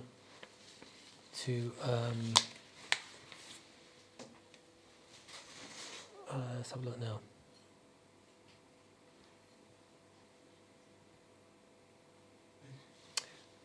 Okay, from verse 32 to 41, please. Yeah, that's okay, like piece of paper. Yeah. Okay. Read nice and slow because I may have to stop you. Go ahead. So, just as radio waves carry outformation provided by the sender, also the waves transferring energy to you carry any and all kinds of outformation to information which is you. You are receiving them at all times. It's just that you're on the wrong station or frequency and can't see or hear them speaking and incarnating for you. Stop there. Can you read 32 again, please? So just as radio waves carry outformation provided by the sender, also the waves transferring energy to you carrying any and all kinds of outformation to information which is you. Right, so that's like how you listen to a radio, you can hear what's being transmitted. We are also receiving outformation to us all the time. Continue. You are receiving them at all times. There you go. It's just that you're on the wrong station or frequency and can't see or hear them speaking and incarnating for you. Stop there, please. So now, we're out of tune with ourselves. Once we become in tune with ourselves, what do you say there? What will happen? We'll be able to... Receiving them on station or frequency, you can't see them here. You can't what? You can't what? Can't see or hear them speaking and incarnating for you. So once we align ourselves, they will incarnate. Okay, go ahead. Like a radio or TV, it's off if you are not in tone with your own station, broadcasting signals that you are built to receive, Hear that? born to Go ahead. born to receive from your own ancestors. That is, if you accept others' cultures, religions, way of life, if you carry their names, titles, accept their ancestors' spirit forces called deities, gods, prophets, Messiah, Mahdis, and so on. When you speak in their tones, it's like the radio is not tuned on to your own station, so you only receive their spirit forces, who will not help you in any way, yet they will use you to feel. So these spirit forces, that is not in conformity or not compatible to our own biology. They're not there to for our benefit or upliftment. Go ahead, Samantha. You must be in tune with your own bloodline, back to the ancient who vibrate as you on the same station, broadcasting to you for you. Why you see hands at the end of Atunre sun rays. I just want to quickly show Don't you. I show them Yeah, here? show this to the audience there. Can you see that? The hands of Aton Ray. It's an energy. That's, you know, hand us the key of life. Go ahead. And of course, your own energy waves carry outformation into you as information that's of Pa Nazduru and the universe and nature. These waves impart this Wu Nuapu outformation genetically and psychologically into you. So what it's saying here is that, what's the Master Chief saying there, Samantha? What's the Master Chief saying when he says this outformation? Oh, that of Pa Nazduru and the universe and nature. The next one, yeah. These waves impart this Wunuwapu outformation genetically and psychologically into you. So it's affecting our... Genetics, genes, And also affecting and our... our mental mind. Correct. Okay. You must become balanced, genetically linked to your own genes, not other races, but with your own resonance frequencies of your own Egyptian African ancestors linked to the universe and beyond. And then and only then will you be able to overstand the outformation you are receiving, if not at a conscious level. What you eat, wear as color, things you alter on your body, who you exchange body fluids with, kiss, sweat with, sing with, or along with, all these can move the dial, and like the dial on a radio or channel on TV, the slightest shift and you get white noise off your own station. So you cannot hear nor see the Etherians. Obviously, there comes a point during your elevation that they will incarnate your ancestors, etc., etc. Okay, next level. The superconscious level is where you find Pa-Kau, the oversoul. And so the oversouls are a group of beings, not just a conglomeration of beings. You've got your soul is linked to the oversouls. Go ahead. The seat of Wunuwapu out in the very universe itself, linked to nature here, and you have become a part of nature. The universal bank of Wunuwapu that is alive and growing and expanding all the time and in every conceivable dimension called mental. Stop there. So the doctrine of Wu-Nawapo or Wu-Sabat is alive. Okay, that's what he's saying there. Basically, it's alive. Okay. This whole system, the Earth and its electromagnetic sphere, the universe and its dynamic energy, and you all interplay in a harmony of operation proportions.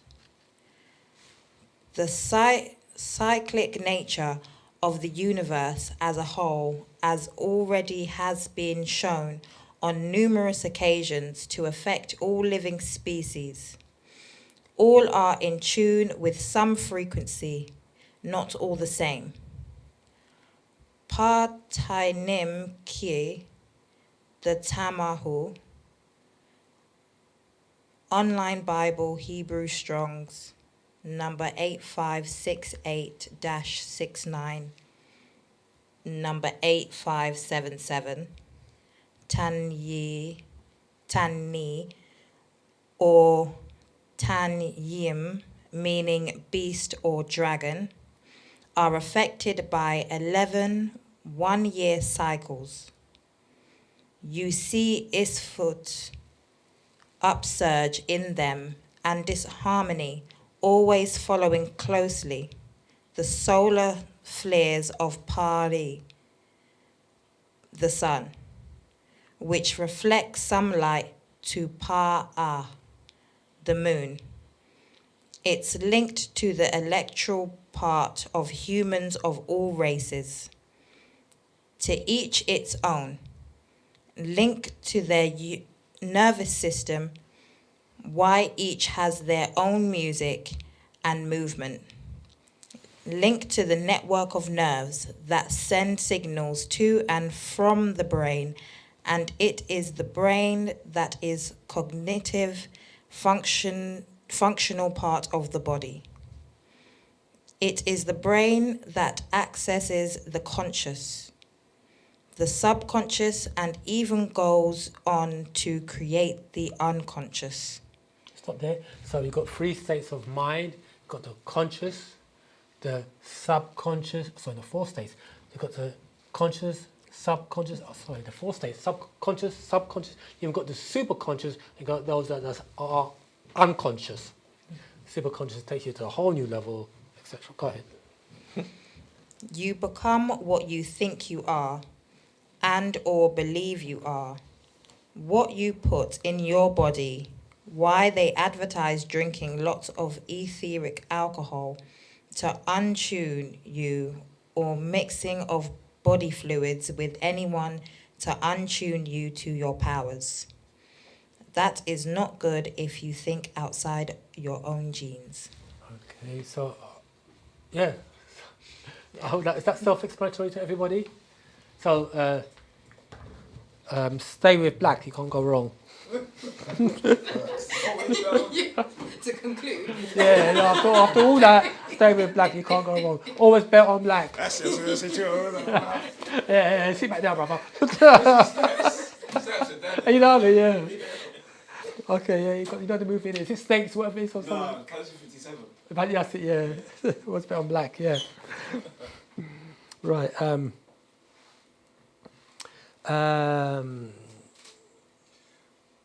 Sky's got a hand. Oh, Aliyah Sky, she wants to. Aliyah Sky, go ahead. Rahobat Samantha. So my question is, being that every thought and emotional response is a frequency, how are frequencies defined or measured for every thought, non-emotional response? Yeah, and how can telepathic thought or communication be measured? What this is, this is actually like pertaining to one of the courses that I'm on at the DS4S online. Okay, yeah. And so the presenter on the video, he's saying that every thought and emotional response is a frequency. And so my question is, how are frequencies defined or measured for every thought that's non-emotional, for like a non-emotional response? Because he's speaking about emotional responses and thoughts and non-emotional responses and thoughts, and then measuring that. So I'm just actually wondering how one measures non-emotional thoughts and responses. Okay, is this coming from the master or somebody else? Is this coming from the master? This is on the disruptive solutions online. Right. Yeah. Actually, let me address that. Go ahead, Samantha. What do you understand the word motion to mean? Okay, so there's motion and then there's emotion. So motion to me is something, how can I put it? I don't know how to put it, but it's like an action of something that's going into emotion. So that motion means to move. So everything moves because everything oscillates. That's what vibration is. So there's no such thing as when you were quoting the person saying that no motion, because motion means to move. Now the energy, that's now adding that energy, once it's in motion, so you can have energy, it would appear to be still, but it's actually moving because everything moves. But it's the level of movement when you say that energy is now in motion. That's why you can have a thought and not react or act on it. Or even though it has an oscillation or a movement that can affect you because it's energy. But energy can be channeled, it can be received, it can be transmuted. So it's all about when you receive that thought in a form of energy, is what you do with it.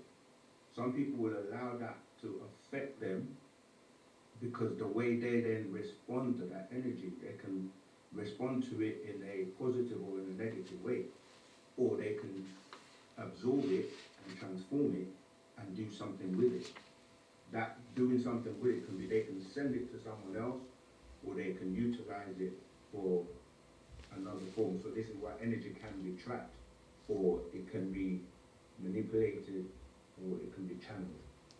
But this not also be relating to something like emotional beings and non-emotional beings, and then obviously, well, how are we defining who's emotional and who's non-emotional? Well, I was thinking from that aspect of things to, well, you have an emotional being that perhaps is expressive in thought and responses, and then you have another being that is less emotional in terms of expressing that emotion, or yeah.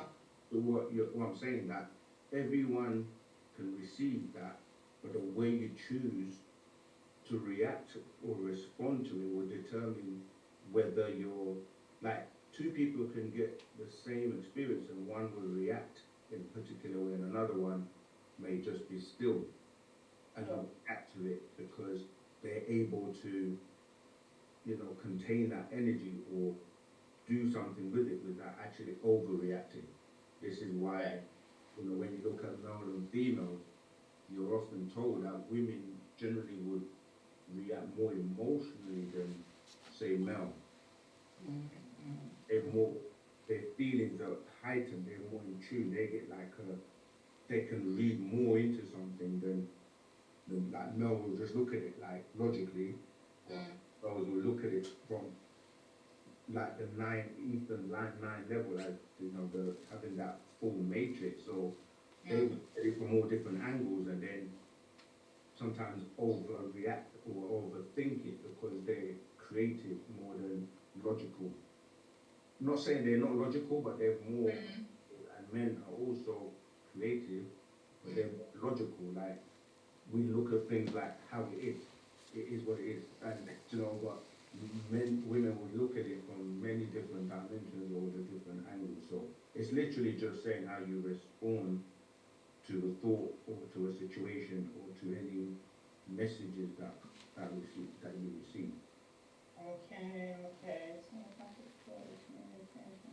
Is it possible though to measure telepathic thought? It's possible to measure thoughts. A thought is a thought, whether it's telepathic or not. Because thoughts have, like I said, they have movement, they have a frequency, they have a vibration, they have a color. So once you're able to capture it, you can measure it. And by the magnitude of how it affects people. Because, you know, people, you've heard of the problem, reaction, solution. This is how they will, you know, they will put something like in place, to see how people react, the magnitude of that reaction, then they will implement a solution. Now, if they don't get any reaction, then they will go back and revise and then try something again to see how many people react, and it's continuously. But yeah, so it's really down, that's why the individual, by way of your mind, as Hatui was saying, you have to constantly be able to look at, okay, I'm receiving this thought, whether it's telepathic or not. Because you could just be walking down the street and pick up people's thoughts. When it's telepathic, it's actually something that is intentional. So two people are able to open a communication channel to communicate telepathically. You're going to be walking down the street and pick up thoughts from anybody randomly or from anywhere. Now, if your mind is not aware of what you're doing, then it will affect you in a way you might just start reacting and not realizing that it's the effect of that thought that you picked up. Okay. All right. Okay. My second question is actually pertaining to a similar thing on the course, right? So. Samantha, do you want to I was going to say that, yeah. There's not, the course is kind of a No, it's actually a question relating to us having two souls and two spirits. I just wanted to know if I could get a bit more of an elaboration. Sure, I have to even take that. Yeah, two souls and two spirits. Sure. Yeah. Do you know the two words for soul and spirit in Miss Batia? A soul, That's, spirit, ka. and there's another one. So we got the ruach, Ruach. yeah, which is soul, which is the breath, and we got the ba'a, which is the emotional part. Okay. Sure. But that both of them are soul. But then you got spirit. You got the nafash, and you got the ka'a, which is the exoplasmic you. The nafash is the personality. So when you so do you get that? Sure. Okay. So when you say soul, you got two souls and two spirits. You have to step outside of the English and go into the Mispatia, and you'll be able to see the differentiation. Okay. So I say again, you got the rawu or the raruch, which is the breath in terms of soul, and you also got the ba'a, which is the emotional aspect. Okay. Any more questions before we continue? Seems like Zamal, I got a question, Zamal. Go ahead. This has to do with our mind and thoughts. I was going to ask, is our etheric form the observer of our thoughts when we are observing our mind? Who's doing that observing? Is it our etheric form? Who's the observer? That's a very, very good question. It would be, because we got the conscious and we got the subconscious. The subconscious needs that. The subconscious is the subconscious mind is the inactive state, and the conscious mind is the active state. So the subconscious only does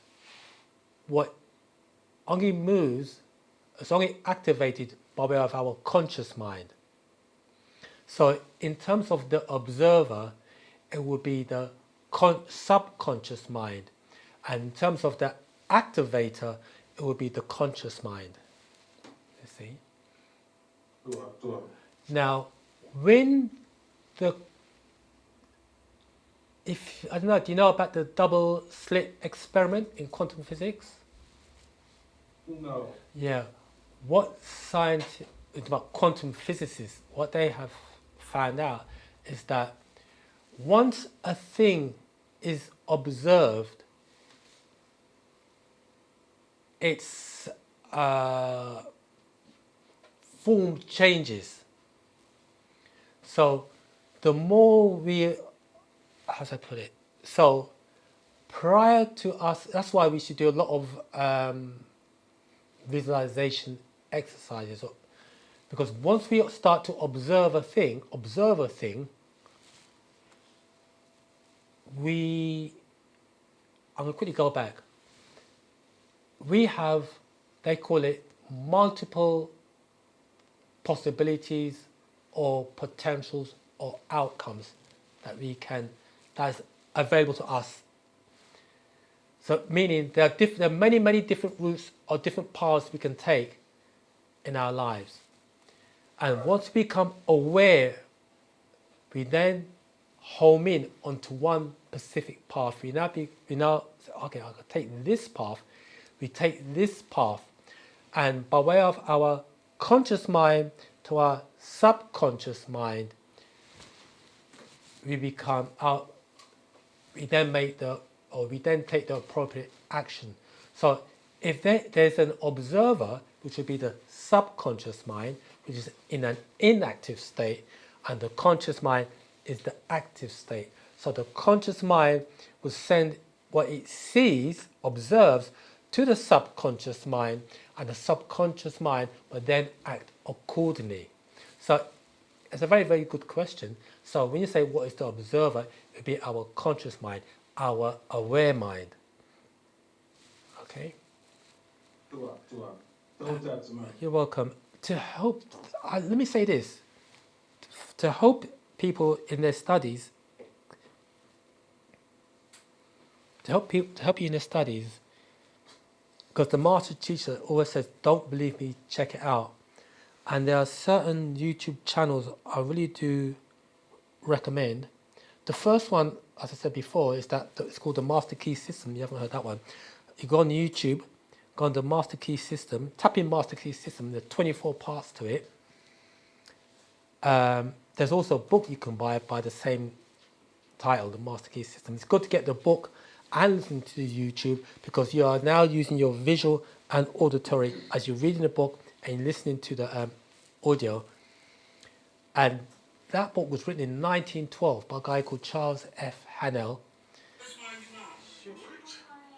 And that book is basically talking about the Egyptian mystery systems. And when you read that book, it's like you read one of the Master Teacher's scrolls, because that's the source of all information. So in there, it talks about basically the sacred wisdom, or what we call the Ha-Ha teachings, the Ha teachings of Tahuti. And so that's one book or YouTube thing that's recommended. Another one is, if I can find it here, another one is, I don't know if you've heard of a guy called Neville Goddard. That's another interesting thing. This guy called Neville Goddard, there's two of them, one called Neville Goddard, another guy called Joseph Murphy. They were taught by a guy called Abdullah, who's a mystic from Ethiopia. And this is in 1922. They were taught certain information, and you listen to that, you could tell that is coming from the Egyptian mystery systems. This is gone almost 100 years ago. This is how far back. This is the information that they are taught. Now, what they've done is, people done later on in life, basically like in 2020 up to 2025, they all studied the Egyptian mystery system. And what they've done is they flipped it over and they reversed it and used that same methodology to elevate the people, the hearts, minds and bodies of the people, and use that to keep people oppressed, suppressed and repressed. We are now in a day and time whereby we're flipping the 6 back up to 9. So these are little references that you can use to help you in your studies. What was that second book called, Zaman? The Master Key System. Oh, the other one was a guy called this one called it's called Abdullah. If you go on YouTube and type in Abdullah and Neville Goddard, it will come up. Abdullah and Neville Goddard. Could you spell that a second? Neville, Nevili, Goddard, Goddard, Neville Goddard.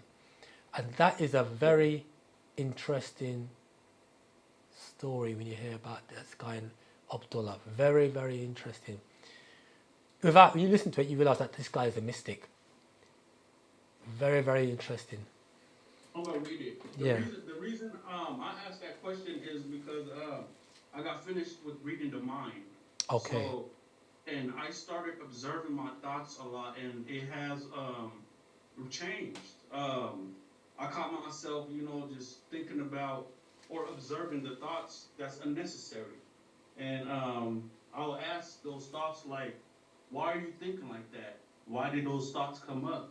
and I could see my thought kind of like scooting away or hiding, like a kid that got caught stealing candy or something, you know? Yeah. So, and so that's where that question came from, like, who's the observer of that? So I just need an answer to that, but thank you for that. Hey, that's a very good practice there.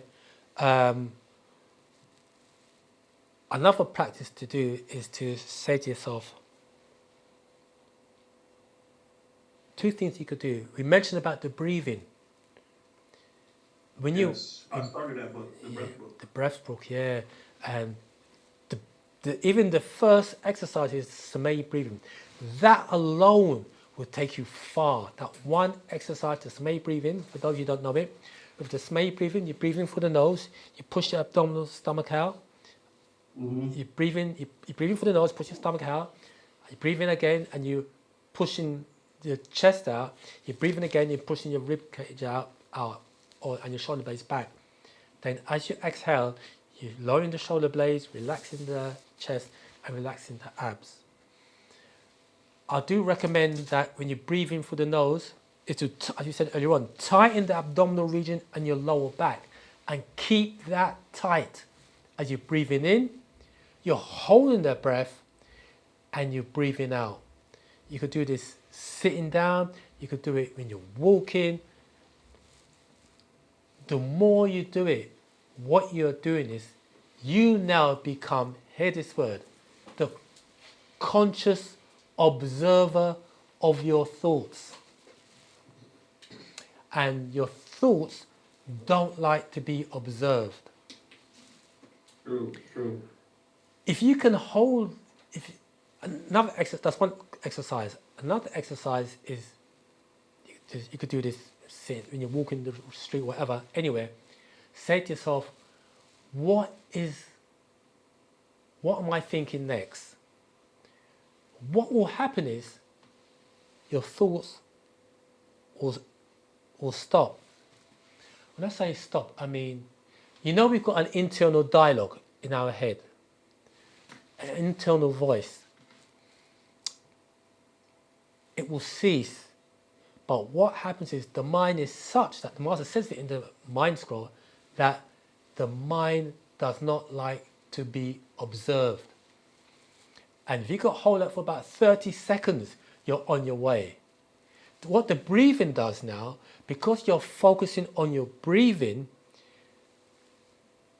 you're also harnessing your thought patterns. You'll find that it's when you're agitated that you can hear, or say somebody agitates you on your day, you can hear that inner voice going, but it takes time for that inner voice to subside. So it's what you're doing, when you start observing, once you become the conscious observer of your thoughts, you're now taking what they call, it's called introspection. You're now looking at yourself from the outside in and inside out. And you're now becoming, once you're able to harness that ability, you now could start co-creating your own reality. You see? Because our reality is created by way of our thoughts and by way of our visualization and imagination. Because when we use the word visualization, you hear the word visual, which is your eyes. When you say imagination, you talk about images in your mind's eye. You see? So these are very, very good practices, and that's a very, very good question you pointed out there, Zamal, which is the observer, which is the conscious mind, and the subconscious, which is the active part of the mind, and the subconscious is the inactive, or is in an inner state. So you program the subconscious by way of the conscious. And whatever you program the subconscious with, it will create the environment for those favorable conditions to work to your advantage. And scientifically, they call it synchronicity, or alignment with those divine forces that's within you, around you and through you. Okay. Robert Zamal, just wanted to let you know there are lots of questions in the chat. Oh, go ahead, So please. address those, and then just wanted to touch on what you said quickly in regards to your counterpart, your etheric counterpart, who also observes. Okay. Want to put some of the questions here, Zamal, so that I can't really see the questions here on Zoom. All right, let me see if I can read some of them. This may be from a while ago, but why does the all wants to create other gods? Might this create a confusion if we praise one god over another or believe in one more than others? As we see this create conflict and war, why would this all want other gods for this? And that's from Emiljan. Right, that's a good question. And as it happens, I'm talking to one of the guys at work, and he said the same thing. He said, "Is there one God, or is there one all? Is there one all? Yes or no? There's one all." So, if there is one all, remember that when you say one, you're talking about a very good question. But when you say one, there are what do you call parts of one, because you have 1% of one, 2% of one, right up to 99% of one. And in order for one to be complete, you need two, because 1% of two, because you got 99% of one, correct? You got 1% of one, 2% of one. Once you hit 99%, you need 1% of two to make one complete. You get that? You need 1% of two to make one, which is whole. So, is all or not all one? It's not. Like we have one universe. Is the universe one or more? More. After we got one universe, we have a dualverse, triverse, we then have multiverses. We then have the omniverse. So all, although all is not one, it's omni. It is all. You see? That's how they trick. So when we say omni, we're talking about all space, all matter, and all time. Absolute, infinite, and eternal in all directions. Absolute, it says last time, absolute totality, infinite, boundless, eternal, timeless. So, the answer to that question is omni. The all, part all is not one, is omni. Okay? So as well, let me go to the next one. Does this is from the same person? Does knowledge of pre-existing matter or energy allow us to create from them all things or any of things? That's right. That's 100% right. Once you have the know-how, you're able to create. Remember, in that word create, you're able to give birth or grow from pre-existing matter and or energy. And remember, when we use the word, or when Panababiyananda use the word pre-existing, it's talking about in a mental state or condition. That means then that it exists in a state of pre-existence or mental, and from mental it comes into existence as physical. I don't even think this person is online, so I might just move on to someone else who's still here. Okay. So Donzo, is Donzo still on? Donzo asked the question, thank you for the powerful work you are doing. It's truly life-changing. Before discovering your work, I began breathwork on my own. Later, I tried psychedelics once and was guided to breathe deeply during the experience. That opened me to intense state and I never felt before. Now, with clear intentions and breathwork alone, I can reach similar states without substances. I'm cautious because my first experience came through psychedelics, and I understand from Brother Sakem's teachings that these can expose you to unwanted energies if misused. I've slowed down and plan to seek guidance at the store in person when I return to the UK next month. In the meantime, would you still recommend continuing breathwork as you've taught? It feels safe and transformative, and I want to stay aligned with the teachings. I would definitely recommend, or I would highly recommend you continue doing breath work. If you got our chants, I would encourage you, for anybody and everybody, to do breathing exercises before the chants. Then after you've done your breath, then go and hit the chant, or then go and do your visualization or concentration exercises, because it's the, as we said earlier on, it's your breathing that puts you in that alpha level, the alpha state of awareness, and your esoteric practices become exponential or become enhanced. So I would definitely recommend you continue doing your breathing, and if you've got the chance, hey, do the chants after you're doing your breathing. Okay, I do recommend it. Or just do the breathing exercises just to, hey, as a means of just exercise alone. Yes, I do highly recommend you keep that up. Okay? Two more questions.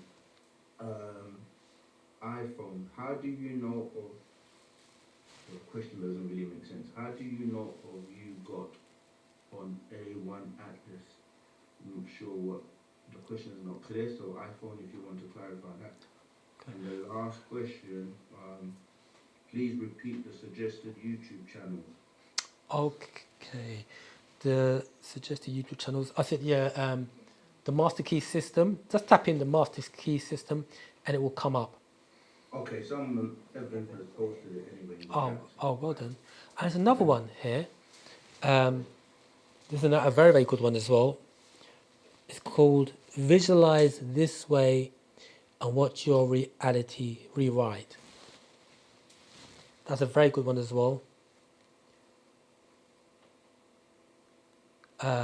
Yeah, just them. Yeah, them. Yeah, and did I say Abdullah and Neville Goddard? That's a very interesting one as well.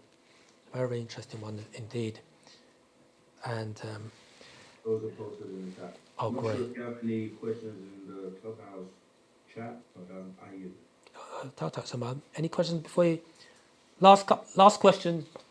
Last orders before we go. Last order, because the landlord. Go ahead, Zamal. I would just like to know, why was the will created, and what is the purpose of us having a will? Right. Yeah. Will. First of all, what do you know about will? Or what? Give us what's your definition of will? What do you know about will? My definition of will would be two of those opposing forces within. Like you have the yin and yang. You have agreeable, disagreeable, and also I know the master teacher relates it to the 180 degrees of agreeable and disagreeable within you, and you have it's like a battle you have within yourself. Like in our language, it's called Shawel, or in Arabic, it's called Mashiach. But it's that choice that you decide to choose. Right. Yeah. It's the ability to decide. Yeah, you're 100% right. The will is basically it's undecided. It's your ability to decide upon a course of action. Will you buy this broccoli planting or you buy the good planting? It's as simple as that. It's just will, just exercising will, the ability to choose. That's right. Okay. So, what would be the purpose of us having the ability to choose? Yeah, that's deity, isn't it? But then Parker Castle, Gerardo, everyone has the ability to choose, no? Yeah, you have the ability to choose. But what has happened is our will has been taken away from us, for lack of a better word, meaning that the Master Jesus put it like this: we don't really exercise will. When we go out in this environment, we're exercising multiple choice, A, B, C, D, or F. It's already been laid out. So will has already been set out. It's either we're going to choose this or this. When you're exercising will, is I don't want to choose A, I don't want to choose that which is in front of me. I want to choose I want to choose something else that's not there. As the Master Jesus says, I'm not going to choose any of these shoes here. I'm going to create my own. Once you start creating your own, then you start exercising will. Okay. Remember, we're not saying free will, because that is a myth. Because for every action, there's an equal and opposite reaction. So once you start to elevate on the higher planes, you begin to realize that there is no will, because as it says in Matthew chapter 6 verse 9, it says, "Our Father who art in heaven, hallowed be thy name, thy will be done on earth as it is in heaven." So when we elevate to that degree whereby we want to exercise the will, or that divine will, exercising the divine will, you're now putting yourself in alignment with those divine higher forces. That is true will. You're now exercising, you're now working in conformity to natural nature. That means then that you're now having, the Master Teacher puts it in the sacred wisdom, control over yourself and the lower forces, but everything is subjected to law on the higher planes. Read the Sacred Wisdom of Tahuti, and it goes into that about the exercising of will. Sacred Wisdom of Tahuti. Okay. Unfortunately, fam, landlord number 2 has given me the timeout sign. Yeah, he's pulled down the shutters. He's pulled, no more drinks at the bar. That's it. We'd like to say thank you for another Wu-Sabat for attending class. Don't finish it. This is the closing speech. They want me out. They all want me out. I'm not just the landlord. They all want me out. Damn. Okay, they all want me out. Yeah, cool. That's it. Bye. Fam, until next time, Akhrus, give and take care. Wadu, farewell.